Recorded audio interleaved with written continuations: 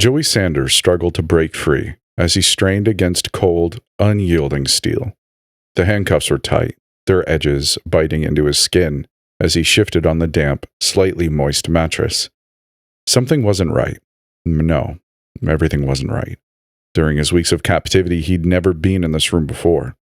The air hung thick and sour, tinged with the metallic tang of rust and something darker, something rancid. Above him, a red light flickered sporadically, making the room appear like a photography lab. The sensation was oppressive, unnatural, and profoundly disturbing. He craned his neck, his breath shallow as he scanned the corners of the room. Shapes loomed and churned at the edge of his vision. It was then he realized, with sickening dread, that someone was coming. He could feel it. The rattle of chains broke through the suffocating trepidation as Joey flailed, panic tightening around his chest like a steel band. Thrashing about, he desperately tried to escape, pushing against the cuffs until bloody lines were etched into his wrists. And then it came. The heavy metal door was thrown open, the sound scraping through the room like a fork dragging on a plate. Joey froze, his breath catching in his throat. What slid into the room wasn't immediately clear, just a thin, bony form swathed in a heavy, dark blanket one might buy at a department store. It advanced slowly, inexorably, its legs dragging along the floor like a cripple who'd lost their wheelchair. From somewhere beyond the pounding of his pulse, another sound emerged. Footsteps, sharp and unhurried, accompanied by the faintest hint of a chuckle. Dennis Randall stepped into the room, slender, early 40s with a droopy hangdog mustache, flowing Hawaiian shirt and cargo shorts. Looked like he'd been dressed by Jimmy Buffett. He swaggered into the room with his creepy trademark grin, bent over and tore the blanket away in a single motion, revealing what lay beneath. Joey chanced a peek and wanted to die when he saw it. It was leashed, collared like a dog, and yet it seemed as if no earthly restraint could contain the thing that loomed in the hellish red glow, as it bucked and retched, chomping at the bit to be let loose. Its shape defied explanation. At first it appeared like a monkey, all hunched over, before dissolving into nothing, only to reassemble in grotesque, maddening ways every time Joey blinked. It breathed, a slow, wet rasp that, despite its frail resonance, seemed to vibrate in Joey's bones. Dennis tugged on the chain harshly, drawing the thing closer to him. He grinned that awful grin and said, "It's time for the goddess to feast." The words echoed in Joey's ears long after they were spoken. A muffled scream erupted from behind the tape, sealing his mouth, a garbled, animalistic sound of pure terror. Around him, the other prisoners began thrashing wildly, their own fear surging into a cacophony of muffled cries and rattling restraints. Dennis reveled in it, his expression alive with perverse delight as he held the leash taut. He leaned down close to Joey, the rancid breath of the thing slamming into his nostrils like a fetid pile of garbage. "You'd be perfect," Dennis said, his voice cooed, "but you're too important." Joey's vision swam, his heart hammering in his chest as he lost control of himself, his mind slipping into primal madness. He felt his bladder go as the thing began to move towards the side of the bed, its shifting form crawling towards him, blotting out everything else in the room. As it closed in, the only sound that remained was the rattling of chains and the wet, guttural rasp of something that should not exist. Suddenly, the chain was wrenched back, and Dennis cackled like he'd told a grandiose joke. "Oh boy, I really got you, didn't I?" Tom Harrington sat in Monroe County Circuit Court and bit his lower lip, waiting for the man in front of him to get what he deserved. The hardwooden bench creaked as he shifted uncomfortably in the stifling heat. Tom heard the presiding judge clear his throat and felt his heart skip a beat as the dowdy old man began speaking. "I'm going to be frank with you, Mr. Randall," the judge intoned, rolling up his sleeves as if to physically chastise the man before him. "Some here may be convinced that I should sentence you for a lengthy term." "Should?" Tom thought, panic worming its way into the outer regions of his mind. What does he mean by should? The judge went on. On paper, soliciting an 8-year-old girl, that kind of material isn't just wrong, Mr. Randall. It's abhorrent. He pushed up his glasses with his ring finger as he sifted through the pile of probation reports on his desk. The old man's eyes flickered over to Tom, his mouth drawn and solemnly, and in that instant, Tom knew justice would not be served. With that being said, I don't see enough convincing evidence that you displayed such imagery. Furthermore, when I look at these reports made by your supervising officer, the judge shot a glance over to a mustached man, his gold badge glistening over a plaid suit jacket. I can tell you're making strides. If you had touched a hair on that girl's body, I'd have let you out in handcuffs right now and thrown away the key for 10 years. But you didn't. You did, however, violate the terms of your parole. Tom wanted to scream. How could they let this happen? It was unthinkable. Letting a man like Dennis Randall off the hook after what he'd done? Bile rose to the back of Tom's throat. All hope evaporated like oil in a hot pan. The judge wagged a finger. So, I'll be lenient. 6 months house arrest. The gavel slammed down. Tom flinched in his seat, holding in the shock. He abruptly rose, buttoned his blue blazer, and made his way to the exit of the courtroom. Fighting through the crowd, he turned to see Dennis Randall in his rumpled suit coat, high-fiving his grimy, low-life defense attorney. A puckered expression overcame his face as he hid a smirk. The smugness was revolting. Hey, Dennis! Tom shouted over the crowd. He couldn't help himself. The man glanced up through his dark aviator sunglasses but didn't say anything. He didn't dare in here, not after the break he'd just gotten. I hope you burn in hell! The ragged shout felt good. Oh, so good, and suddenly Tom was lunging towards the pile of garbage. Fists clenched, teeth bared. Arms shot out, holding him back like a rabid dog. Pandemonium ensued. Dennis backed away, hands held high with that characteristic smirk. Tom's shouts morphed into a sob as he sagged against the crowd. The rich, oak-paneled walls threatened to strangle Assistant District Attorney Jessica Neal as she paced Judge Hal Tyson's chambers, her ostentatious high heels clicking sharply on the polished wooden floor. This was the first case she'd ever lost, and a bench trial to boot. That made it sting all the more. She'd been confident going in, perhaps even a bit arrogant, and had subsequently come crashing back down to earth. Granted, it wasn't as if she were a Harvard grad, but she came from a respectable law school. In the 3 years since her last clerkship, she'd made a name for herself as a relentless fighter. Some of the older, more conservative folks in this small Wisconsin town weren't sold on a woman, especially a younger woman, as a local prosecutor. But the results spoke for themselves. She'd never lost a case. DUIs, domestic violence, and even a murder conviction. Until now. So she stood here in this stifling room, her arms crossed, her anger threatening to boil over. Your Honor, with all due respect, she began but stopped herself, realizing she was becoming flustered. I need an explanation. 6 months house arrest? That man preys on children. She jabbed a thumb over her shoulder to the closed door that led back out to the courtroom. Her shoulder-length blonde hair fluttered from side to side as she shook her head in bewilderment. Hal couldn't be bothered to look up from the pile of papers covering his desk. He fumbled through the stack absently, licking his fingers to separate them. Occasionally he'd uncap his pen and scribble a signature on a black line. She stood in the center of the room, waiting. When it became clear he wasn't going to reply, she marched over to his desk, leaned on it with both hands, and pointedly said, We had witness testimony, corroborating evidence and proven psychological distress from the victim. We know Dennis Randall plucks kids from this community and brutalizes them. She heard her voice rising. Hal finally looked up and frowned, hand trembling from an undiagnosed ailment. He took off his wire glasses and placed them on his desk. Clutching his shaky hand in the other, the tremor abruptly stopped. Counselor, please have a seat. He gestured to one of the elegant armchairs opposite him, a chair that carried the weight of countless defeated attorneys. Jessica wasn't sure she could sit.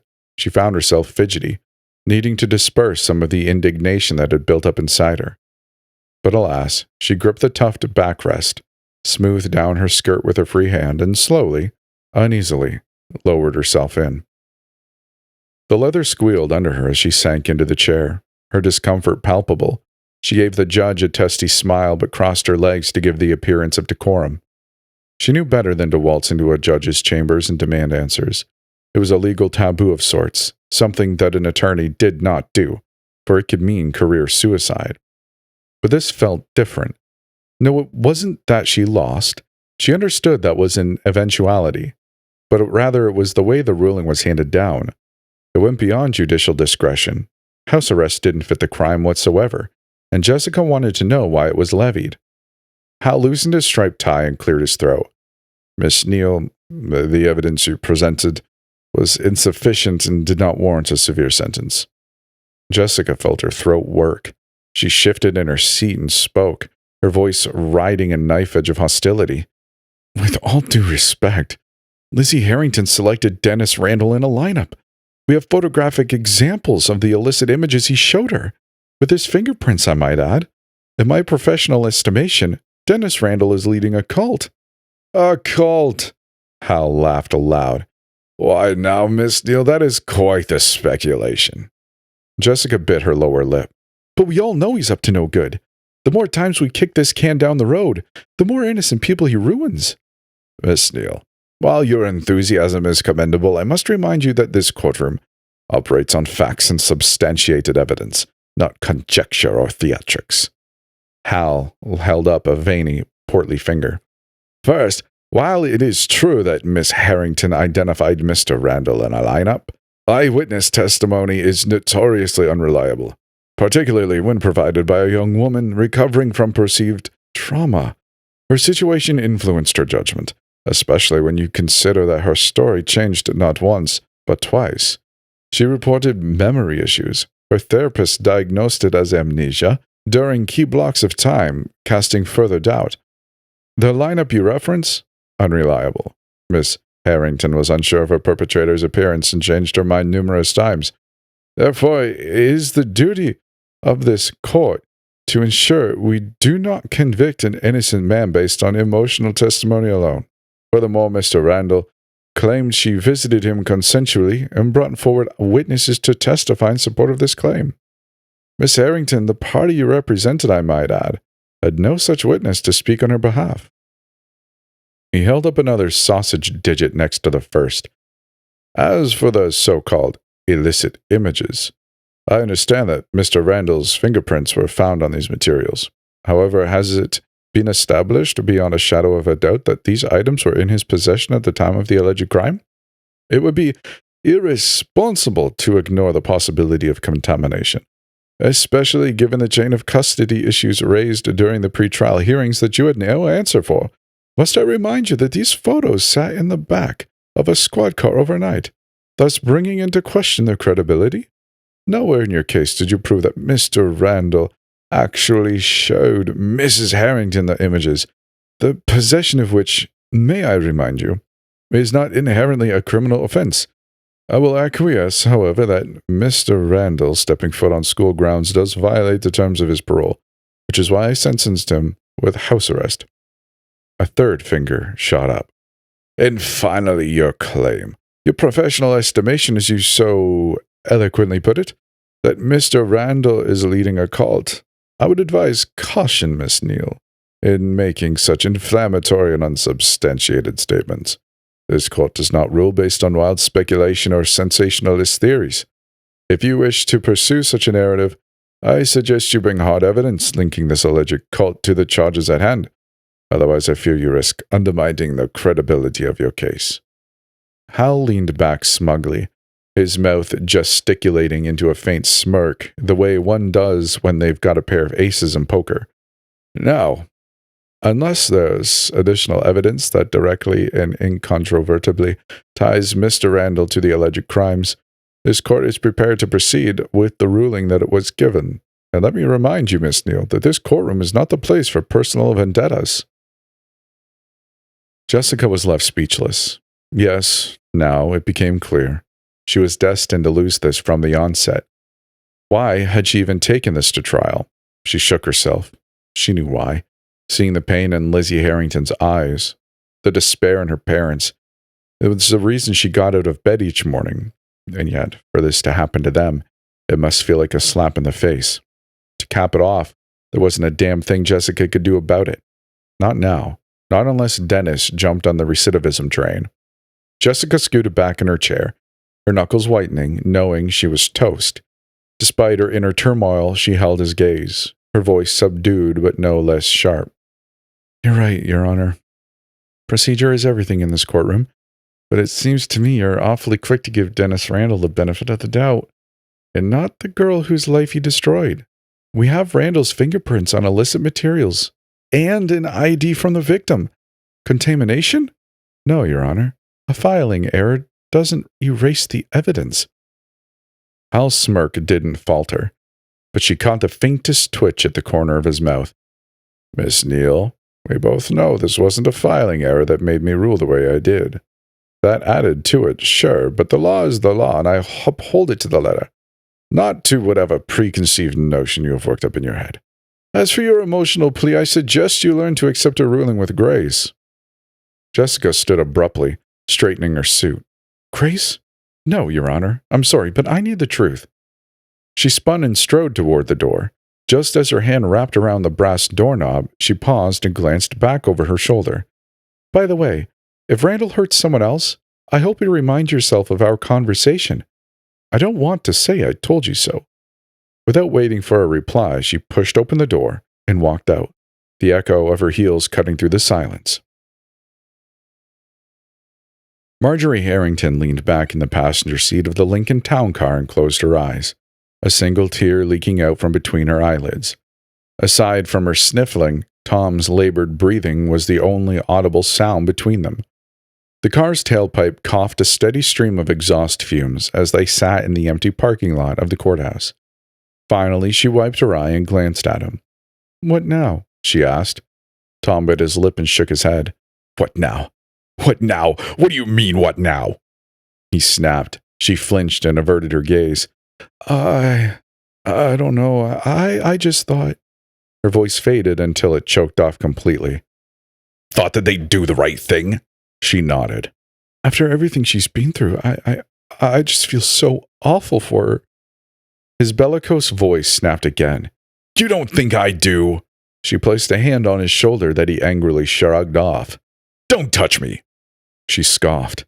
"Tom, what has gotten into you?" Eyes ablaze, he shot her an "are you kidding me" look and swirled his tongue around in his mouth. He wanted to throttle her. "What's gotten into me? What's gotten into you? I mean, seriously, what's gotten into you, huh?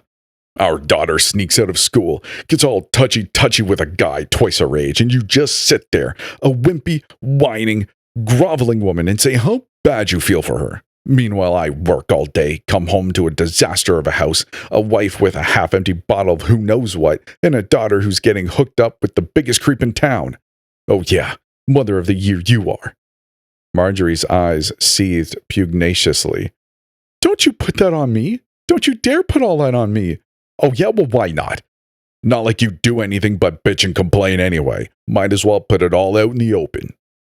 She reached over the center console and slapped him across his right cheek. The fingers left white-hot imprints over his flesh that quickly smoldered into a bright red, mascara running like black waterfalls. She leaned in closer and shouted, "Do you have any idea how much I've beat myself up over it? Do you? Every time I see her, I remind myself of that at night.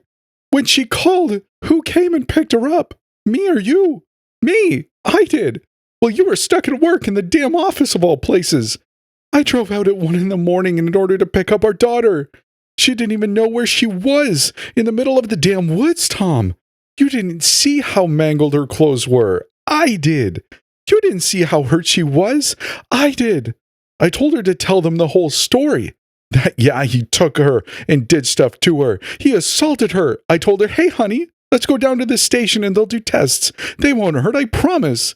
She didn't want to. I couldn't force her. What kind of mother would I be if I did? She begged me to let her shower. How can you tell your own daughter no when she asks you that? I was the one who had to help her through that, not you." A long silence overcame them. Marjorie collected herself as best she could and then added, "You think you're the only one who wants that bastard dead? You're not. I want him torn to pieces. Not just dead, but mutilated. I want his hands sawn off so he can't ever touch a child again. I want his feet chopped off so he can't walk to another child's house. I want his eyes yanked out of his head so he can never look at another child. I want him castrated so he... She broke down in her hands, weeping. Tom reached out a shaking hand to comfort his wife, but drew it back. A frown delved between his eyebrows as he threw his head back, listening to her body quake like waves on a rough sea. Finally, she composed herself by wiping makeup-tinged tears and trails of snot with her palm and smudging them on her skirt, leaving a glistening trail on the black fabric. I want to go home to be with her, she said. He nodded silently, put the car in drive, and began rolling. The tension became unbearable, so he said it. Let's do it. She looked at him. Do what? Kill him. She snorted. What, and leave Lizzie all alone with us in prison? Ha! The laugh was derisive and harsh. I'm serious. I want him dead. Lizzie Harrington stared at the pitch-black wall of her bedroom, the illumination from her nightlight pitiful. She felt nothing, not happiness nor sadness. There was no spectrum of emotions, not since she saw that thing. Insomnia had plagued her ever since. Most nights were spent laying under covers, eyes wide open, her thoughts never moving past that basement, that flickering red light. She shivered as a cold chill hugged her body, reminding her of the time she had the flu as a little girl. The wild temperature swings were the worst, sweating profusely one second, freezing to death the next. Pulling her covers up to her chin, she closed her eyes and tried to shut her mind off. Breathe in, breathe out, she thought. Her therapist had told her that this was one of the most effective ways to calm a racing mind. Breathe in, breathe out. It seemed to work. She found herself drifting off and in moments would finally get some much-needed shut-eye. Breathe in, breathe. A creak from across the room perked her ears and froze her in place. Her heartbeat kicked up its tempo as the creak sounded again, louder this time. A sharp inhale of breath lodged in her throat as she stared blankly at that dark, barren wall. She didn't dare turn her head to face her closet, knowing that was where the sound was coming from. She shut her eyes again and focused on her chant until it became a litany. Breathe in, breathe out. Breathe in, breathe out. There it was again, that creak. No, not just a creak, but the sound of clothes sliding across the closet bar. God. Oh God, there was someone in there. An intruder was in the room. Panic consuming her, she threw the covers over her head like a scared child. Curling up into a ball, she shivered underneath the blankets. Trying to banish the memory of that basement, she sealed her eyes shut and began muttering the breathing chant aloud. It wasn't successful, and by the time her lungs were running on nothing more than sputtering, panicked gasps, the closet door slid open on its stainless steel track. She tried to scream, but nothing filtered past the lump in her throat. Then the sound of something rotten sliding across the floor. A wet, moist sound that only that thing could make. No. Had it found her again? Impossible! A faint moaning escaped its decaying lips as its broken legs slid over the foot of her bed. Lizzie lay paralyzed in fear, unable to move, unable to breathe. She wanted to die, to travel to another dimension, anything to get away from the goddess, that grotesque, indescribable entity that would forever torment her mind. Suddenly the sheets were thrown off of her in a violent yank. The fabric fluttered in the air. She screamed, a raw, guttural howl. Absolute horror consumed her soul. Cold air rushed over her body as she kicked and bucked and thrashed on the mattress, her screams so loud they rang off the walls. She was alone in the room. It was invading her mind. Charlie Sanders jumped as his phone rang. He checked the caller ID, although he already knew who it was. Squeezing his eyes shut, he pressed the send button and held it up to his ears, without saying hello. I gotta say, I'm disappointed in you. Charlie ground his teeth. Disappointed? Why? I did as you asked. The voice on the other end barked a laugh. Not really. You see, I'm stuck here with nothing to do. Luckily, I have your boy to keep me company. Yeah, we'll get all nice and cozy. Dennis, I swear to God, if you do anything to him, you so much as touch a hair on his head, You'll do what? Are you threatening me? I'll just... just let me talk to him, please. Charlie hated pleading with this nasty son of a bitch, but he can't come to the phone right now, you see. He's all tied up. Charlie bit a knuckle as the hoarse laugh brayed through the phone. And to think you're a cop, supposed to save people, and yet here we are. You're pathetic. Just let me talk to him. Just for a second. Like I said, Mr. Officer Man, if you don't let me hear his voice, I'll turn you in. I'll rig up a squad so large they'll bust down your door and lock your ass away for the rest of your life. The shouting felt good despite its empty threat. Oh, I'm quivering in my boots. You already searched my place and found Jack, so don't think this time will be any different. You'll never find your boy without my help. I got him locked away somewhere you'll never look. I want proof he's alive. Now, hold on. What are you going to do for me? What do you mean? I already disabled your ankle monitor. You heard me. You want something from me? I got to get something in return. A little give and take. Charlie forced the next words through a clenched jaw. What do you want? I need you to get a monkey off my back. What? Who? That woman, that blonde-haired bitch who tried to lock me up. Charlie shouted. I already did. I falsified everything. Everything. I got you off. I saved your ass. She was going to nail you to the wall. Now, slow down there. That awful voice cooed. We both know she's not going to let this go.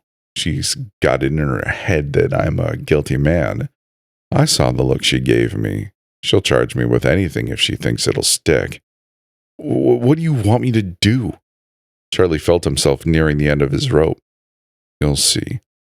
You'll be receiving a package in your mailbox in a day or two. I'll keep in touch.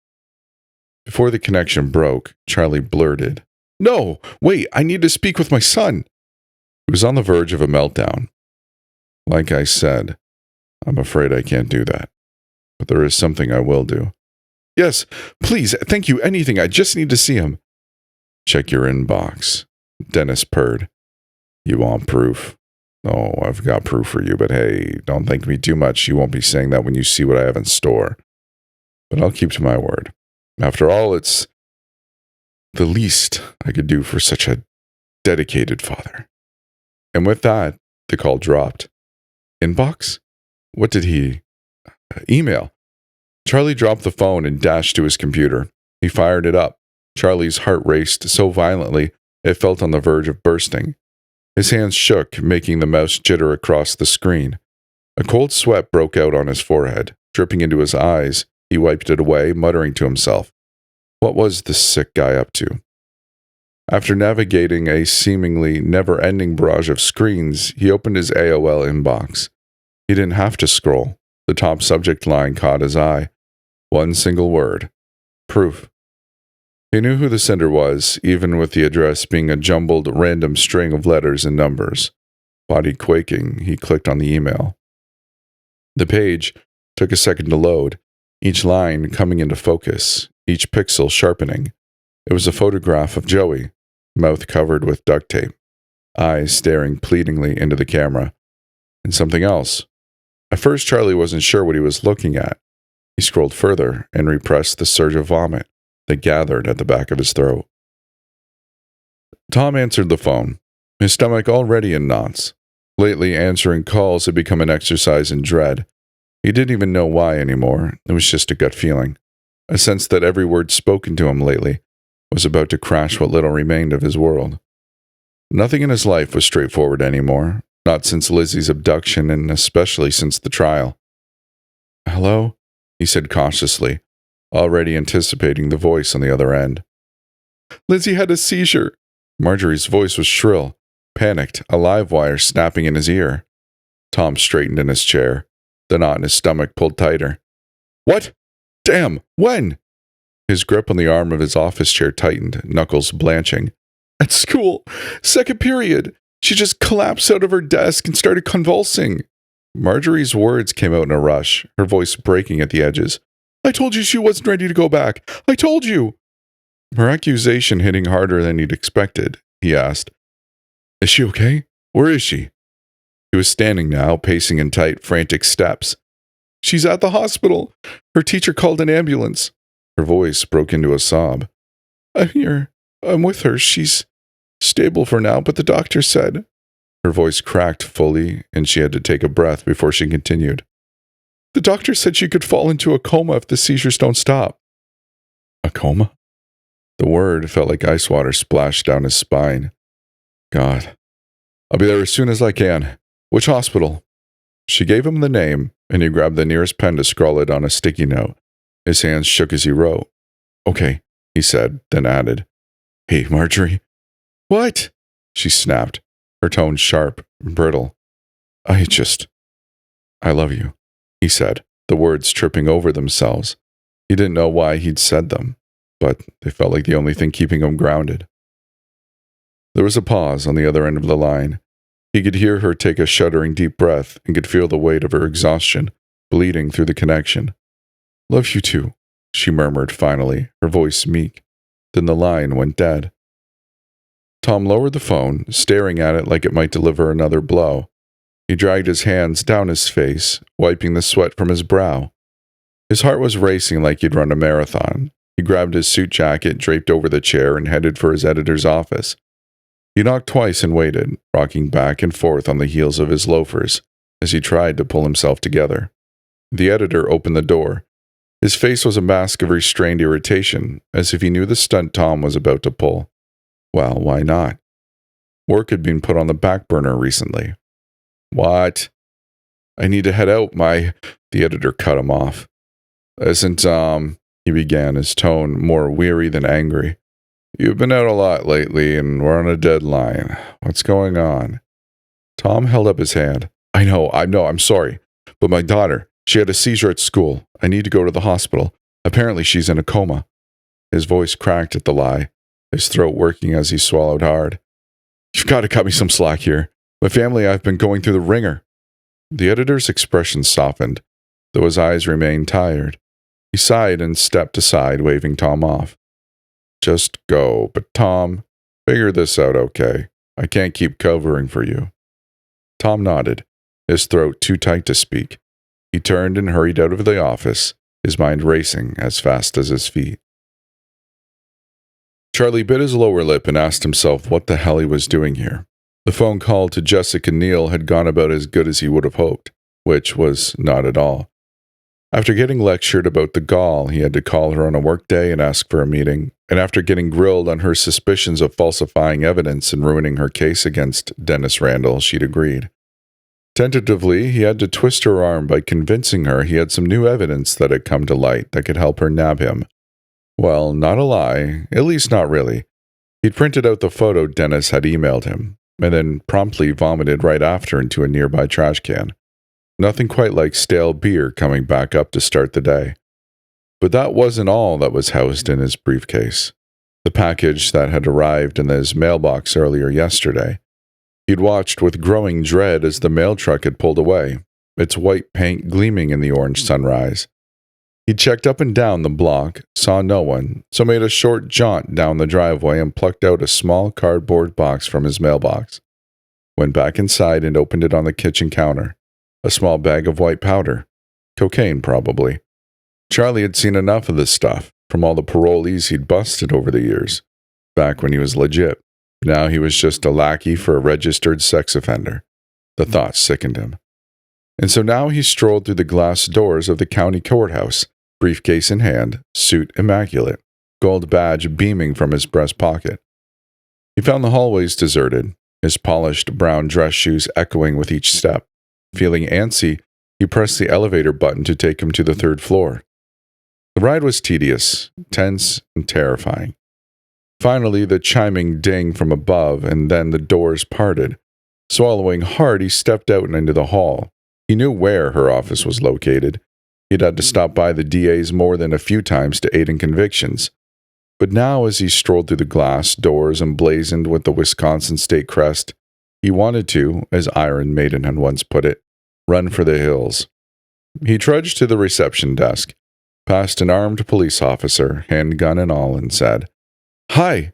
He cursed his overly loud, nervous clatter. "Charlie Sanders, I'm here to speak with District Attorney Neal." His grip tightened on the handle of his briefcase. As the receptionist lowered her glasses and looked at him, recognition flashed in her pupils. "Oh, yeah, probation, right?" she asked, typing away on her keyboard. Yes, he quickly corrected. "She's expecting me. I don't want to keep her waiting." "Certainly not. Let me clear you through." She verified his police ID, typed some more, and then said, "Okay, you're checked in. I'll let you know when she's ready. You can wait over there if you'd like." She leaned forward in her chair and pointed to the small waiting room, fashioned with a few nondescript chairs, a floral vase, and a barren coffee table. Charlie thanked her and seated himself. He routinely found his nose buried in his watch, watching the seconds tick by at a snail's pace. The humming of the building's furnace provided adequate distraction when the watch fell short. He found himself a fidgety, nervous wreck. First Joey, and now this. He had a choice to make. No, not just a choice, a monumental decision. Can I really sabotage this woman's entire life? He thought to himself. The officer eyeballed him, as if sensing his unease. Does he know? Charlie thought. He can probably smell the crack from here.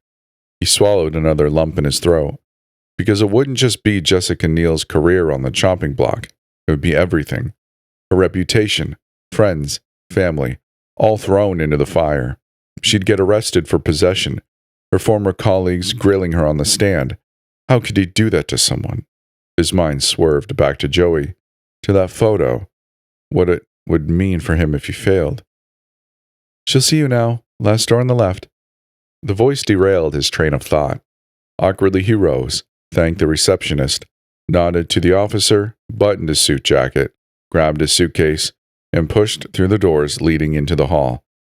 Wood covered every inch of every surface, shiny, polished, and wood-stained, a rich, dark veneer, the finish faintly redolent of cigarette smoke and leather. Feeling his brow break out into a moist sweat, he dabbed at it with his sleeve as he stepped outside the glass door. Jessica Ray Neal, Assistant District Attorney, Monroe County. Charlie felt a steel-toed work boot slamming the inside of his chest, with every heart palpitation, as he grabbed the shiny silver doorknob. He hesitated, let out a shuddering breath, then, mustering up all his courage, pulled the door open. Jessica Neal glanced up from her paperwork as the door opened, her sharp hazel eyes locking on to Charlie Sanders. She dabbed at her smoldering cigarette, then pressed the stumpy butt into the ashtray, extinguishing it. Leaning her petite frame back in the huge leather chair, she brushed back her short blonde hair, a frown tugging at the corners of her mouth. "Mr. Sanders," she said, her tone riding an accusatory wave. "You said you had something for me?" Charlie hesitated, closing the door behind him and gripping the briefcase tighter. Yes, ma'am. I appreciate you taking the time." Jessica's eyes flicked to his briefcase. "Time is something I don't have much of, so make it quick. With that said, coffee?" She gestured toward a steaming pot on the credenza behind her desk, her tone shifting to a neutral timbre, more than he deserved. Charlie felt a pang of guilt. She didn't deserve this. None of this. "Yeah, coffee would be great," he said, forcing a smile that felt wrong on his face. It gave him a reason to shift his weight, to avoid her probing gaze for just a moment longer. Jessica rose and shuffled to the credenza. "Black, cream, sugar?" Yeah, cream's fine," Charlie replied, his chest about to burst. He watched her pour one, which she carried over and handed to him, and one for her, which she began sipping. This was it, the moment he'd rehearsed in his head a dozen times. He had to plant it, had to find the right moment, or Dennis would. "Hope it's satisfactory," she said as she returned to her chair, fixing him with a stare sharp enough to cut through steel. She wasn't offering sincere pleasantries, and wasn't about to make this easy. Charlie nodded his thanks, gripping the mug tightly, as he perched on the edge of the chair opposite her desk. The heat of the coffee warmed his hands, grounding him for a fleeting second before his thoughts spiraled again. "For the moment," she began, fixing him with a glare. He noticed her eyes harden. "I'll look past the mountain of crap you've thrown at me. tried to bog me down with, I know those reports you filed for Judge Tyson were false. Don't try to deny it. Charlie stiffened, but didn't say anything. Jessica gave him an expectant look, but quickly leaned back in her seat, sighing. You don't have to admit it, fine, but just tell me, whose side are you really on? If I wasn't on your side, I wouldn't be here. A lie. A bad one. She smiled mirthlessly. Let's cut the crap, Sanders. She leaned forward, jabbing a finger at him. Because last I checked, the reports you've been handing in lately are more about covering your own ass than keeping crime off the street. You're undermining my position here, don't you see that? Charlie's stomach twisted at the barb, but he kept his tone guarded. I understand your frustration, he began, his voice carefully measured.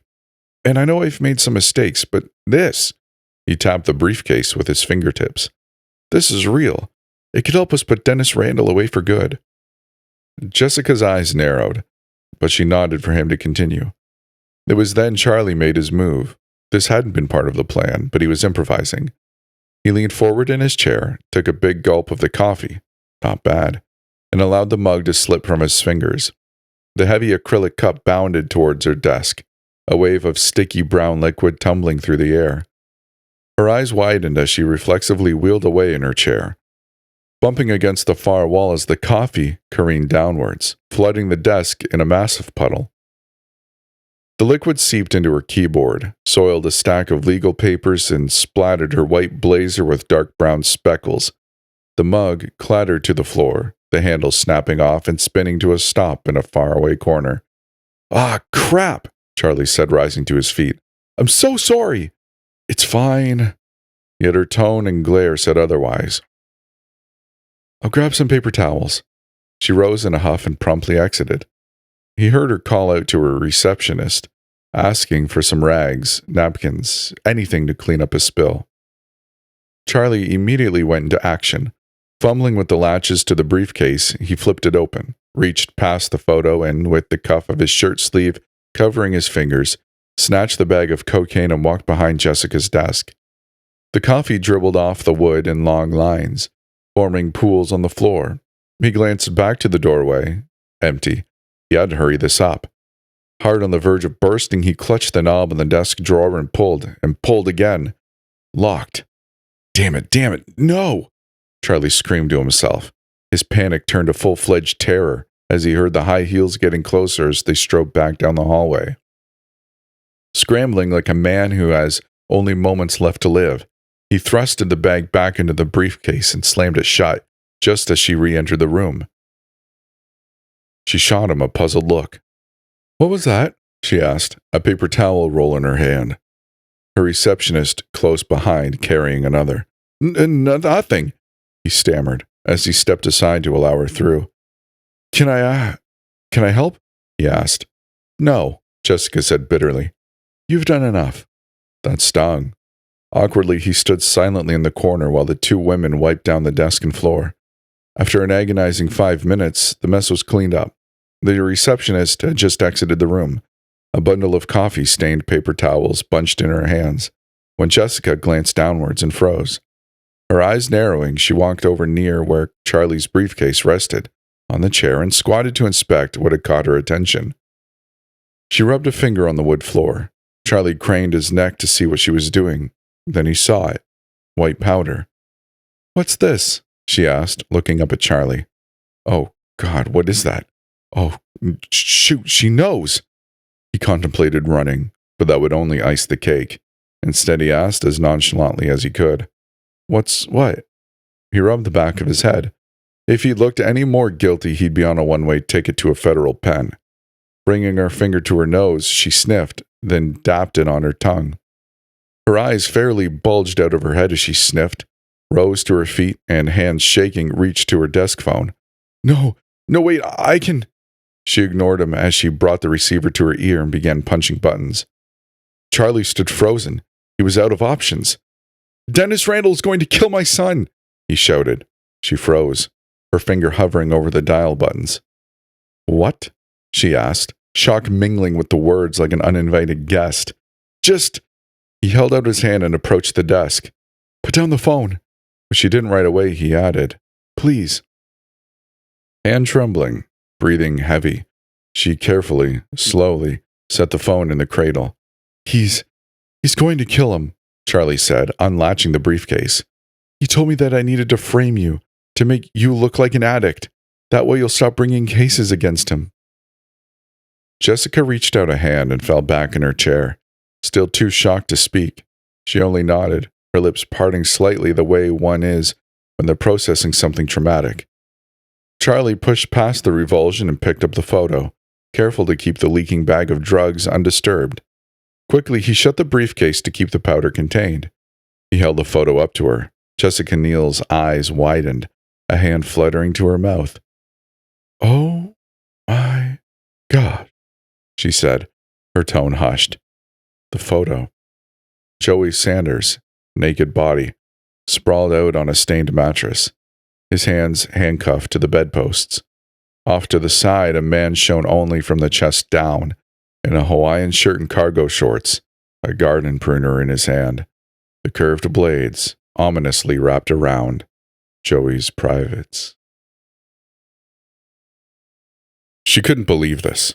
She knew Dennis Randall was scum, but kidnapping the son of your own probation officer and using it as leverage to extort him, that went beyond her wildest dreams. It sounded like a thriller novel, not real life, and yet here, Charlie Sanders sat across from her, weeping in his hands.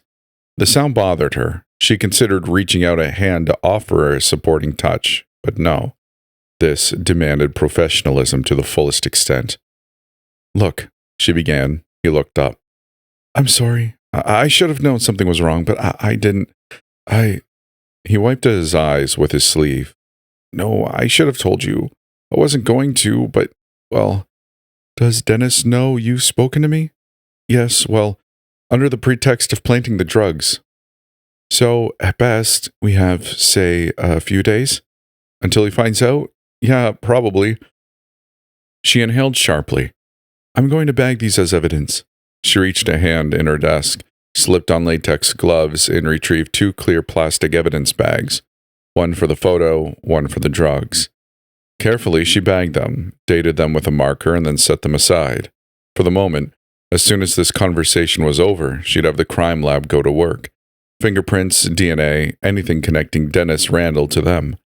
Okay, here's what we're going to do. Charlie, I need you to focus. She peeled off the gloves and pointed to her eyes with her index and middle finger. I want you to know I'll do everything I can to save your son. But right now, we need to take steps to make sure he doesn't hurt him. That's imperative, because it'll buy us a little more time. How? How are we going to do that? You're his mole, his insurance policy, so to speak. I intend to keep you working with him. What? Why? Jessica wondered briefly about that. A probation officer should be smarter than this. Well, when considering his current mental state, it wasn't all that surprising. Because I need to know what he's up to. You need to keep feeding him enough to keep him from getting suspicious. The second he thinks you're up to something, he takes it out on your son. I don't want that. But just know that we're going to have to make it convincing. Make what convincing? She smirked. It was the first time all day she'd smiled. I think I found a way to buy your son more time. Dennis soaked the yellow sponge into the cold water and wrung it out in his hands. The flesh of the goddess twitched and spasmed in the red light overhanging the bathtub. Her skin couldn't handle the UV rays, so he kept her in this basement all chained up unless he needed her to perform a miracle. He still couldn't believe where he'd found her.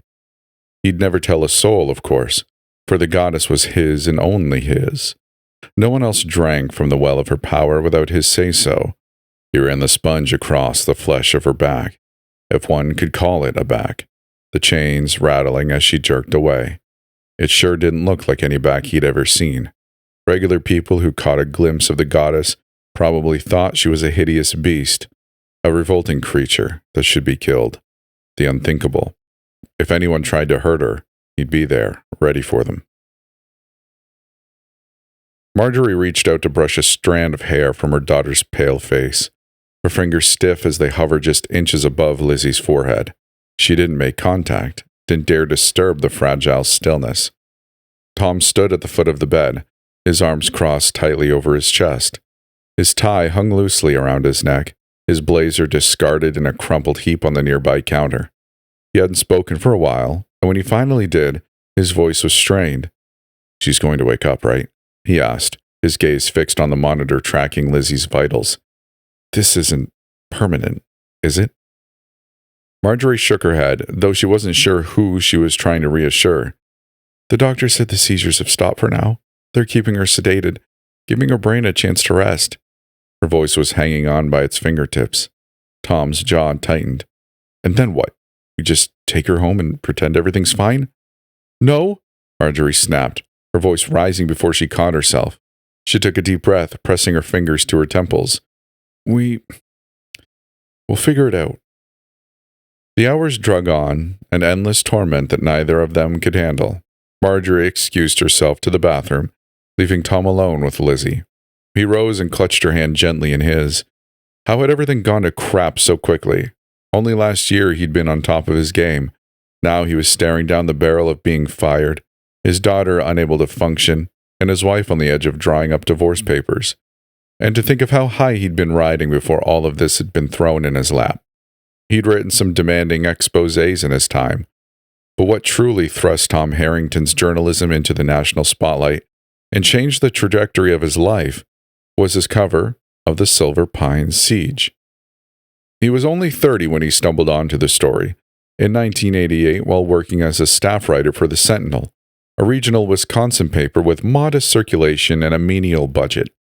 He'd received a tip from homesteader Dwight Elkins, who lived on the outskirts of a sprawling property deep in the Wisconsin wilderness. Elkins was an old hunting buddy with Tom's father, so he had spilled the beans to him. It had begun with a discreet phone conversation. Tom found the cryptic, out of the blue nature of the intriguing, though didn't have any big expectations going in. Figured it was just another story. He knew all too well that Elkins was no fan of the federal government, but quickly found out that he was even less enamored by his new neighbors, a militia group calling themselves, rather obtusely, the Pine Guard. Yet there was nothing obtuse about their leader, Caleb Matheson. Tom quickly learned the man to be charismatic, an effective organizer, but also dangerous. The heart of his message could be boiled down to protecting American freedoms and preserving an old, simple way of country living, interspersed with radical religious beliefs. Elkins suspected there was something else going on and talked Tom into sitting down with him. "Look, I can prove it. So don't ask for no evidence or nothing, because I got none." The old man had muttered to Tom over coffee. "But I'm guessing it's all illegal stuff by the way they're acting. I saw a crate of machine guns and grenades. Hey, and there was something else." "What?" Tom asked. The old man shook his head. "I don't know, but they carried it into the house, seemed real reverent about it, and whatever it was, like they worshipped it or something." "Worshipped? What do you mean? Was it a person?" I don't know. Didn't look like no person. All I saw was a lump under a blanket. Never got a peek underneath. All I know is they're gearing up for something, Tom. I can feel it." To his credit, Tom was skeptical at first. Perhaps as many would be. Rumors about militias were common in the Midwest, where anti-government sentiment had quietly simmered after years of a stagnant economy and poor job prospects. Yet something harbored deep inside Elkins' tone. The man seemed genuinely fearful. So Tom agreed to start looking into it. He'd started small, reaching out to local officials, combing through land records and interviewing anyone who had a connection to Caleb Matheson, or his quote-unquote militia. His early findings were onerous, but fruitful. The Pine Guard was more than a harmless group of survivalists. They were a growing paramilitary organization with ties to larger militia networks across the United States. They preached anti-government rhetoric, practiced live fire drills, and, most concerning of all, appeared to be acquiring an arsenal of illegal weapons. To do what was anyone's guess. What sealed it for Tom was an anonymous tip from a former Pine Guard member who had defected after Caleb's erratic behavior made him fear for his life. The source provided Tom with detailed descriptions of the group's activities, as well as a manifest of the weapons they'd stockpiled, some of which had been modified to circumvent federal law. They seemed intent on defending something, and that meant that anyone who wandered too far from their property would wind up on the receiving end of a bullet. Whatever the thing was that they were guarding, Tom never found out. He stood at a crossroads. He could publish his findings and let the chips fall where they may, or he could take his evidence to federal authorities. One winter day in late December, the decision was made for him. A couple of local teenagers had wandered too far onto the compound's property. They wound up shot dead. No warning, just 2 shots from a bolt-action hunting rifle. Bizarrely, the hearts of both boys had been removed. Only gaping holes remained. Neither the shooter nor the butcher were ever identified. Yet the murders tipped off the FBI and ATF. Tom hadn't wanted to provide them with the evidence or information he'd gathered, but he wasn't about to be slapped with an obstruction of justice charge. The alphabet agencies moved quickly, securing a warrant to search the Matheson compound for their illegal weapons. On a frigid morning in February 1990, federal agents surrounded the property. Caleb Matheson ordered his followers to resist to their dying breath, and resist they did. The standoff lasted a week, with tensions escalating to their breaking point. Caleb delivered fiery speeches to the press through a megaphone, painting the federal agents as tyrants. Inside the compound, fear and desperation consumed the Pine Guard members. On the second-to-last day, a firefight erupted in the thralls of a whiteout blizzard. By the time the smoke cleared, 7 militia members were dead, but Caleb remained standing despite taking shrapnel in his leg. The open wound festered into a nasty infection, with the man not having much time left, unless he surrendered and underwent medical care. On the other side, 2 federal agents had gotten their brains splattered in the snow. One might think the remaining compound members were swiftly led away in handcuffs, but this was not to be. Reports conflicted, but what is clear is that a fire broke out, igniting the house and turning it into a raging inferno. Tom had gotten his hands on images of the feds barricading the doors and sealing the windows shut, trapping the members inside, though many dismissed them as doctored fakes and the government denied it. In the end, all 51 members who'd survived the shootout burned to death inside. Tom's investigative reporting, published under the headline, "The Militia Next Door," detailed the group's activities. Caleb's descent into paranoia, the stockpiling of illegal weapons, and the controversial government response. It was lauded as a masterclass in investigative journalism, earning Tom widespread recognition and eventually a Pulitzer Prize nomination. As the years wore on, more details emerged, and Tom couldn't drop a bone, not with this much meat left on it, so he kept writing and began to criticize Jackie Matheson. In his reporting, Tom painted her as Caleb's right hand, fully complicit in the malicious activities. But as the years passed, new accounts suggested a more complicated picture. She may have been a reluctant participant, coerced by Caleb's dominance in the cult-like atmosphere of the group. And something else. Some unknown puzzle piece that had never quite fit. He'd been offered major jobs at every big paper in the country. The Times, the Post, even the San Francisco Chronicle. Marjorie hadn't wanted to move, saying that it would uproot Lizzie. She had only been in elementary school at the time, but he wanted, no, demanded, that his career take precedence. The fight seemed never-ending, but eventually Tom caved. It caused a rift that had never fully closed, wounds that had never quit oozing. And now, well into 1998, Tom was stuck at the Sentinel. Granted, he was a lead reporter now, but never again would he reach those journalistic heights. He was destined for a career of mediocrity. He had flown too close to the sun and gotten burned. He squeezed Lizzie's cold hand tighter. The fingers remained motionless. Just then, he heard footsteps behind him and Marjorie returned, a paper cup of coffee in her hand. Steam billowed from the brim as she handed it to him. "Here," she said. "I thought you could use it." He took it appreciatively and drank. The liquid burned his tongue. Marjorie sat down in the bedside recliner and held her head in her hands, her elbows propped on her knees. "Are we bad parents?" she asked.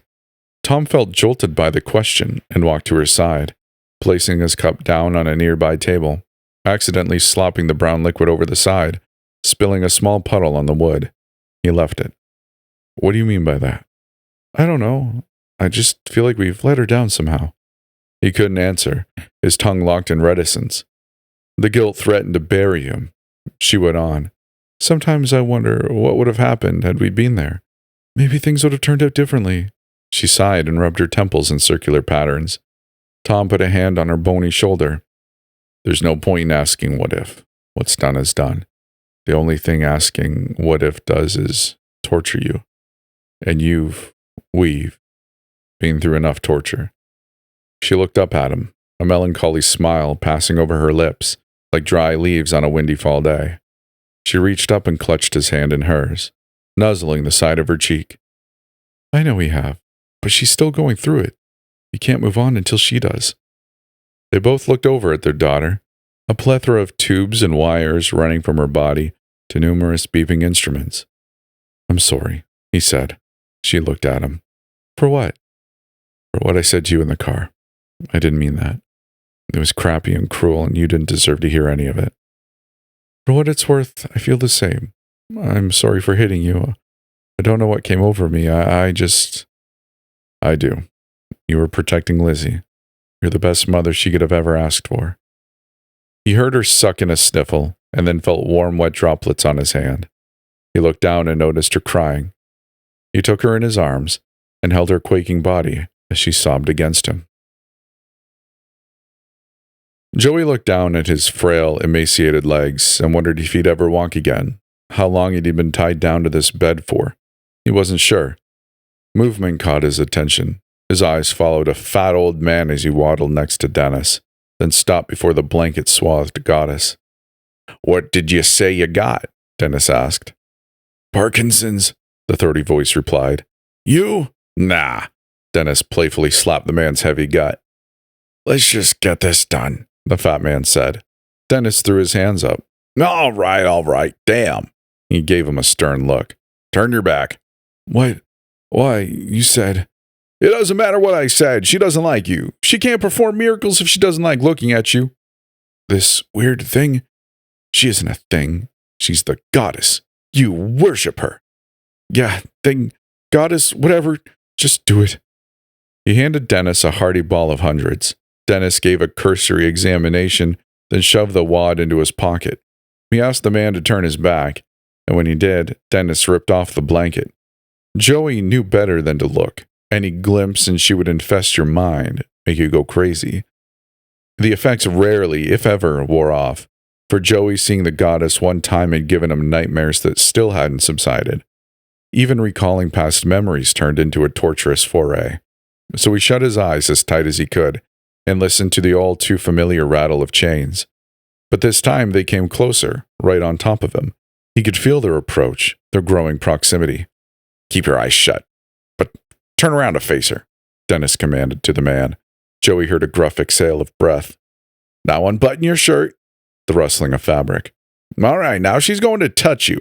Brace yourself. Suddenly, the man began to scream. If Joey's hands were free, he would have shoved his fingers in his ears. After too long a time, the screaming subsided, replaced by heavy labored panting. You good? Dennis snickered. The man gave a terse yeah in reply. It's over? Yes, sir. Don't offer no guarantees or nothing, but your next checkup will be squeaky clean. All right, what now? She's got to get wrung out. As is tradition, you get to pick. Didn't you already? Yeah, I guess I did. His daddy ain't playing too nice, so I got to punish the kid too. How would I say, incentivize him to do better? The fat man laughed. You should cut me in on this. I don't like that blonde whore either. She staged the whole stunt to get back at you through Sanders. I know, but you're too connected. How'd you find out about that anyway? He chuckled. I have my ways. Various connections I've made over the years, but if you must know, her paralegal ratted her out to me. She eavesdropped in the hallway, and since she clerked for me in law school, she let me know. She is, after all, a customer of yours. Dennis smiled. Ah, yeah, you're talking about that blonde Abigail girl. Yeah, I took her daughter's leukemia. I remember. He scratched his chin, then turned and said to Joey, You ain't gonna like this. Oh, it'll be your first time, but I imagine you'd rather have Parkinson's than have your pecker cut off. The rattling of chains drew closer than ever before. Joey winced, his eyelids throbbing from the effort of sealing them. Come on, get up, Dennis said to the goddess. Joey heard squelching flesh, squeaking mattress springs, then felt a horrid, rotten residue drip onto his naked body, like snot from a sick child. Vomit tore past his esophagus, but the duct tape gave the bile nowhere to go but back down, scorching his throat all the way. He felt the goddess mount him, her wrinkled, sagging flesh cloaking him in loose clumps. He squirmed, tried to buck, to kick out, but the bondage kept him in place. Dennis leaned in close and whispered in Joey's ears, "Squirm all you want. It won't matter." Joey felt the goddess's orifice open wide, too wide. He could sense the circular rows of suckers from inside the mouth expand, readying a strike. Finally, the cavernous jaws slammed down towards onto Joey's chest. A massive red flash bloomed in his skull as it began. The suckers punctured his flesh as blood gushed forth. Joey Sanders screamed. Tom stood outside the Monroe County Courthouse, the buzz of news crews, reporters, and gawking bystanders filling the parking lot. He still couldn't believe it. Jessica Neal, arrested for drug possession. The news had bombarded him. Shocking, unbelievable. She wasn't just any prosecutor. She was the prosecutor. The one who had gone toe-to-toe with Dennis Randall. The one who had shown more tenacity and grit than anyone else in this town. And now she was being paraded as a criminal? The courthouse doors flew open, a hush falling over the crowd. Cameras flashed, reporters surged forward, microphones thrust toward the approaching figure, a sea of hands all wanting their small sliver of the action. Jessica stepped into the sunlight, flanked by two deputies in uniform. Her wrists were cuffed behind her back, her facial expression unreadable. She wore her usual suit, though it was rumpled now, the normally pristine image of authority and dignity tarnished. Despite this, she held her head high, her hazel eyes scanning the crowd with a calm, detached air, as if daring them to question her. Tom felt a pang of something. Pity? Anger? No, something deeper. Disbelief. This wasn't right. She wasn't a criminal. Wasn't the kind of person who would shove cocaine into her desk drawer and snort it. It didn't add up. The deputies guided her down the steps, cameras snapping away like a flock of birds. Jessica didn't flinch. If anything, she looked composed, calm, serene even. A reporter shouted, "Miss Neal, care to comment on the allegations? Is it true you were in possession of illegal narcotics?" Jessica didn't respond. She kept walking, her gaze fixed straight ahead. Tom's throat tightened. He didn't want to believe it. He couldn't believe it. As she reached the police car waiting at the curb, Jessica paused. Her eyes scanned the crowd, and for the briefest moment, they landed on Tom. There was no shame in her expression, no anger, just a quiet understanding, an unspoken message. He could see it in her eyes. Don't believe it. Not yet. She folded herself like a pretzel into the backseat of the squad car, the door slamming shut with a finality that echoed through the crowd. The car pulled away, sirens off. Tom lingered on the steps like a dog who'd lost its owner. Around him, reporters scrambled to file their stories, each one eager to be the first to slice Jessica Neal's reputation to ribbons. But Tom couldn't move. His thoughts flashed back to his daughter, how Jessica had fought tooth and nail to bring Dennis Randall to justice. He thought of her quiet confidence, her sharp mind, the way she spoke with Lizzie, the comfort and conviction she embodied. And now this? No, something was off. Definitely off. "How long has it been since she was discharged?" Dr. James Lloyd asked. 3 days, Marjorie said. "Has she had any seizure recurrence since she's been on levetiracetam?" Marjorie fumbled the pronunciation, so gave up. "You mean the anti-seizure drug?" "Yes, sorry." "No, it's okay, and no, she hasn't had another one since." "Good. But I'm also worried. She seemed down lately." "Recently or overall?" "Both." James Lloyd was Lizzie's psychiatrist. She'd begun seeing him after she had a mental break sophomore year. Yet, after her abduction, he became a lifeline, a way to cope with the trauma she'd endured. Therefore, this answer didn't surprise him. Although he tried to keep patients at arm's length, he felt for this poor girl, more so than his other patients. While most people he saw were deserving of some pity, she had a never-ending well she could tap into. "Do you get the impression that she knows more than what she's willing to share?" he asked, stroking his beard thoughtfully as they observed the girl sitting on the couch through the observation glass. Yes, I wish she'd open up and talk to me. I could help more if I knew what was bothering her. There's something we can try, if you want. What's that? I could hypnotize her. Marjorie's eyes sparked incredulously. Oh, don't tell me you're becoming a quack. He held up a hand. It can help lower anxiety levels and help her mood. I wouldn't suggest it if I'm sorry, she interrupted. But how can you think this is a good idea? Marjorie asked, her arms folded across her chest as she leaned against the observation glass. Lloyd pushed his glasses up his nose. I only recommend hypnotization as a way to help dig up past traumas. In your daughter's case, I believe she has some subconscious trauma that she has yet to work through. Sometimes it can be better to face our fears and work through it in a healthy way than carry the burden untreated.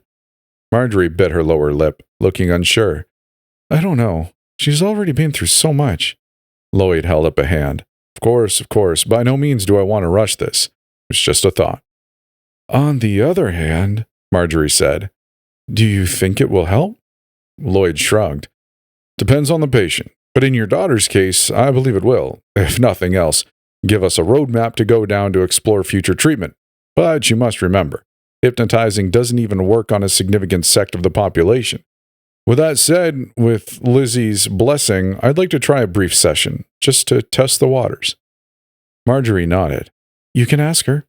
All right. He gave a sympathetic frown, walked back into the therapy room, and sat on the couch opposite Lizzie. There's something I'd like to try, if you're comfortable with it. Lizzie looked up, her eyes drained. What is it?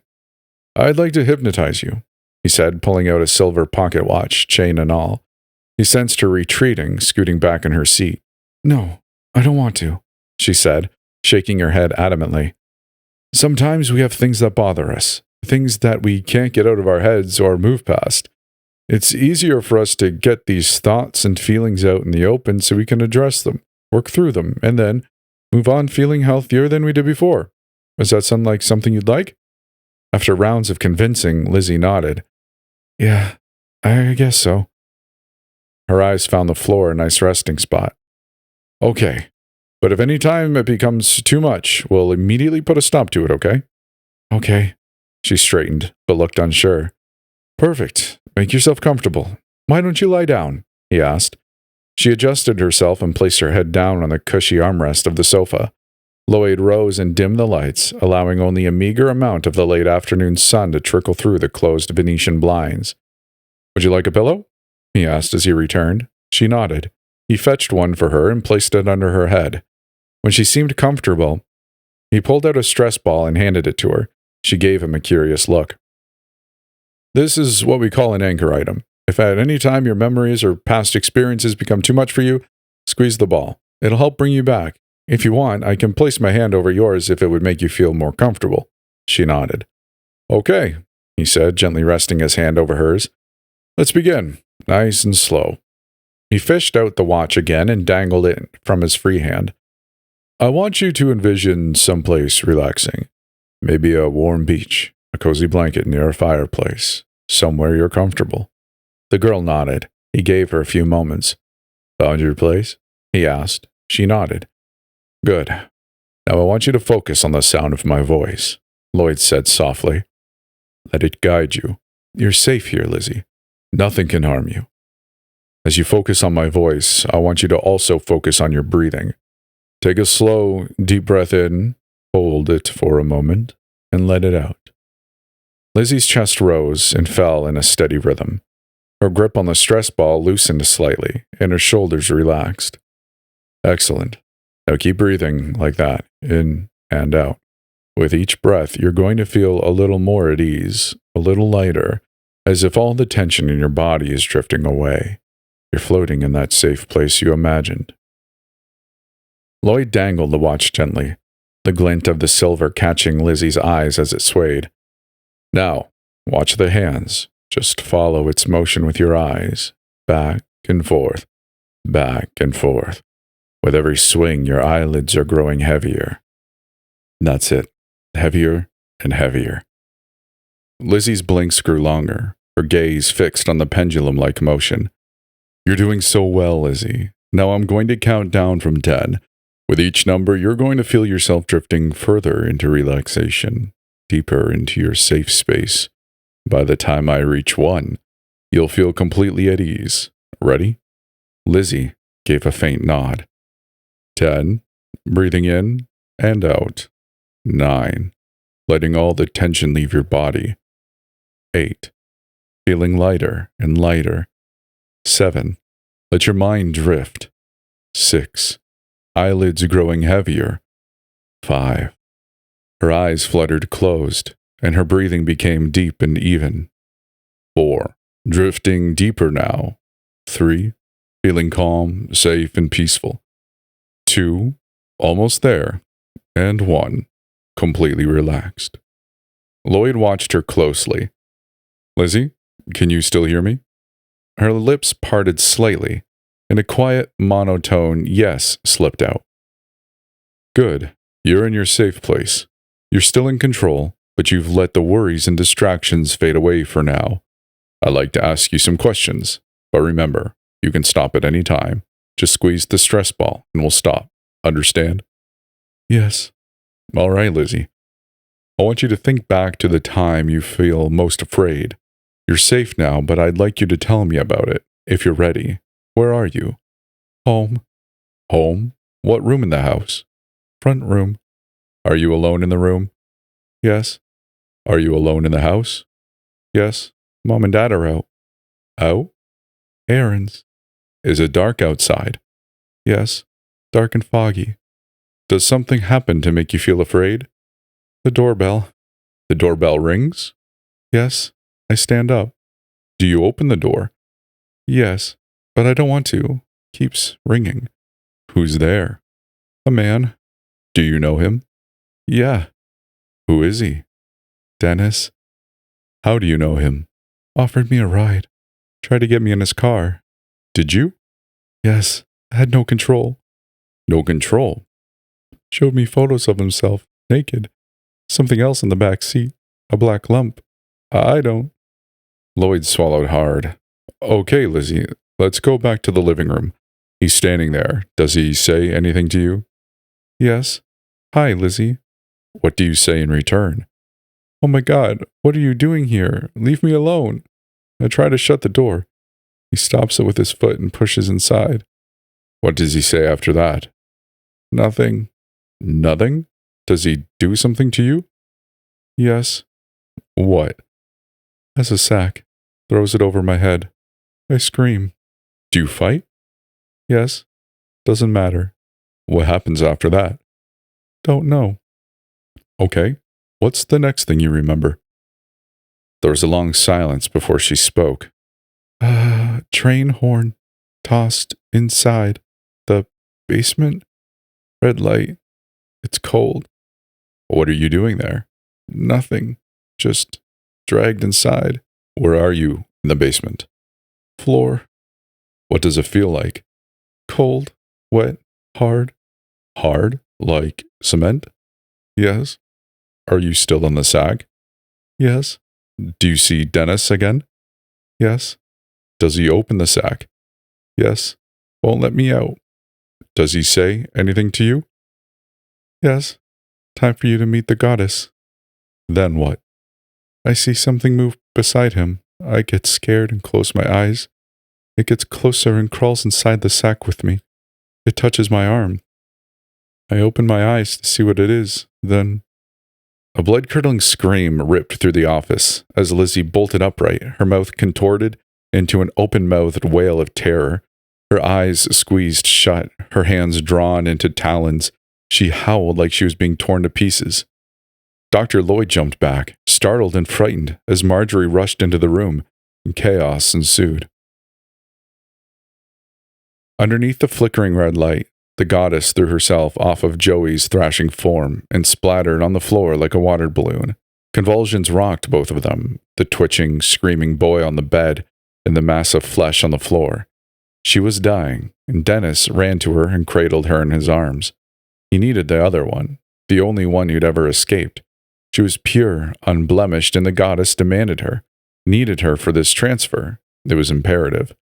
He put his hand on her and whispered, "Bring Lizzie to us." The goddess suddenly stiffened and began emanating a low, eerie hum. But instead of her usual power, the form slumped to the floor. She needed to get the disease out of her, and soon. The clock was ticking. Dennis had to save the greatest miracle in the history of mankind from perishing. Jessica typed away furiously on her computer from the comfort of her makeshift office, a small bar counter in a private safe house converted for her by only the most trusted colleagues and officers. In reality, it was a private cabin in the sticks where no one, particularly the media, would find her. The stunt had worked. The firestorm had been raging for hours now.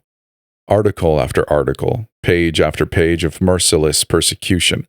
Her only disappointment is that the drugs and photo from Charlie's briefcase had yielded no physical evidence. If Dennis had touched either, it was with gloves.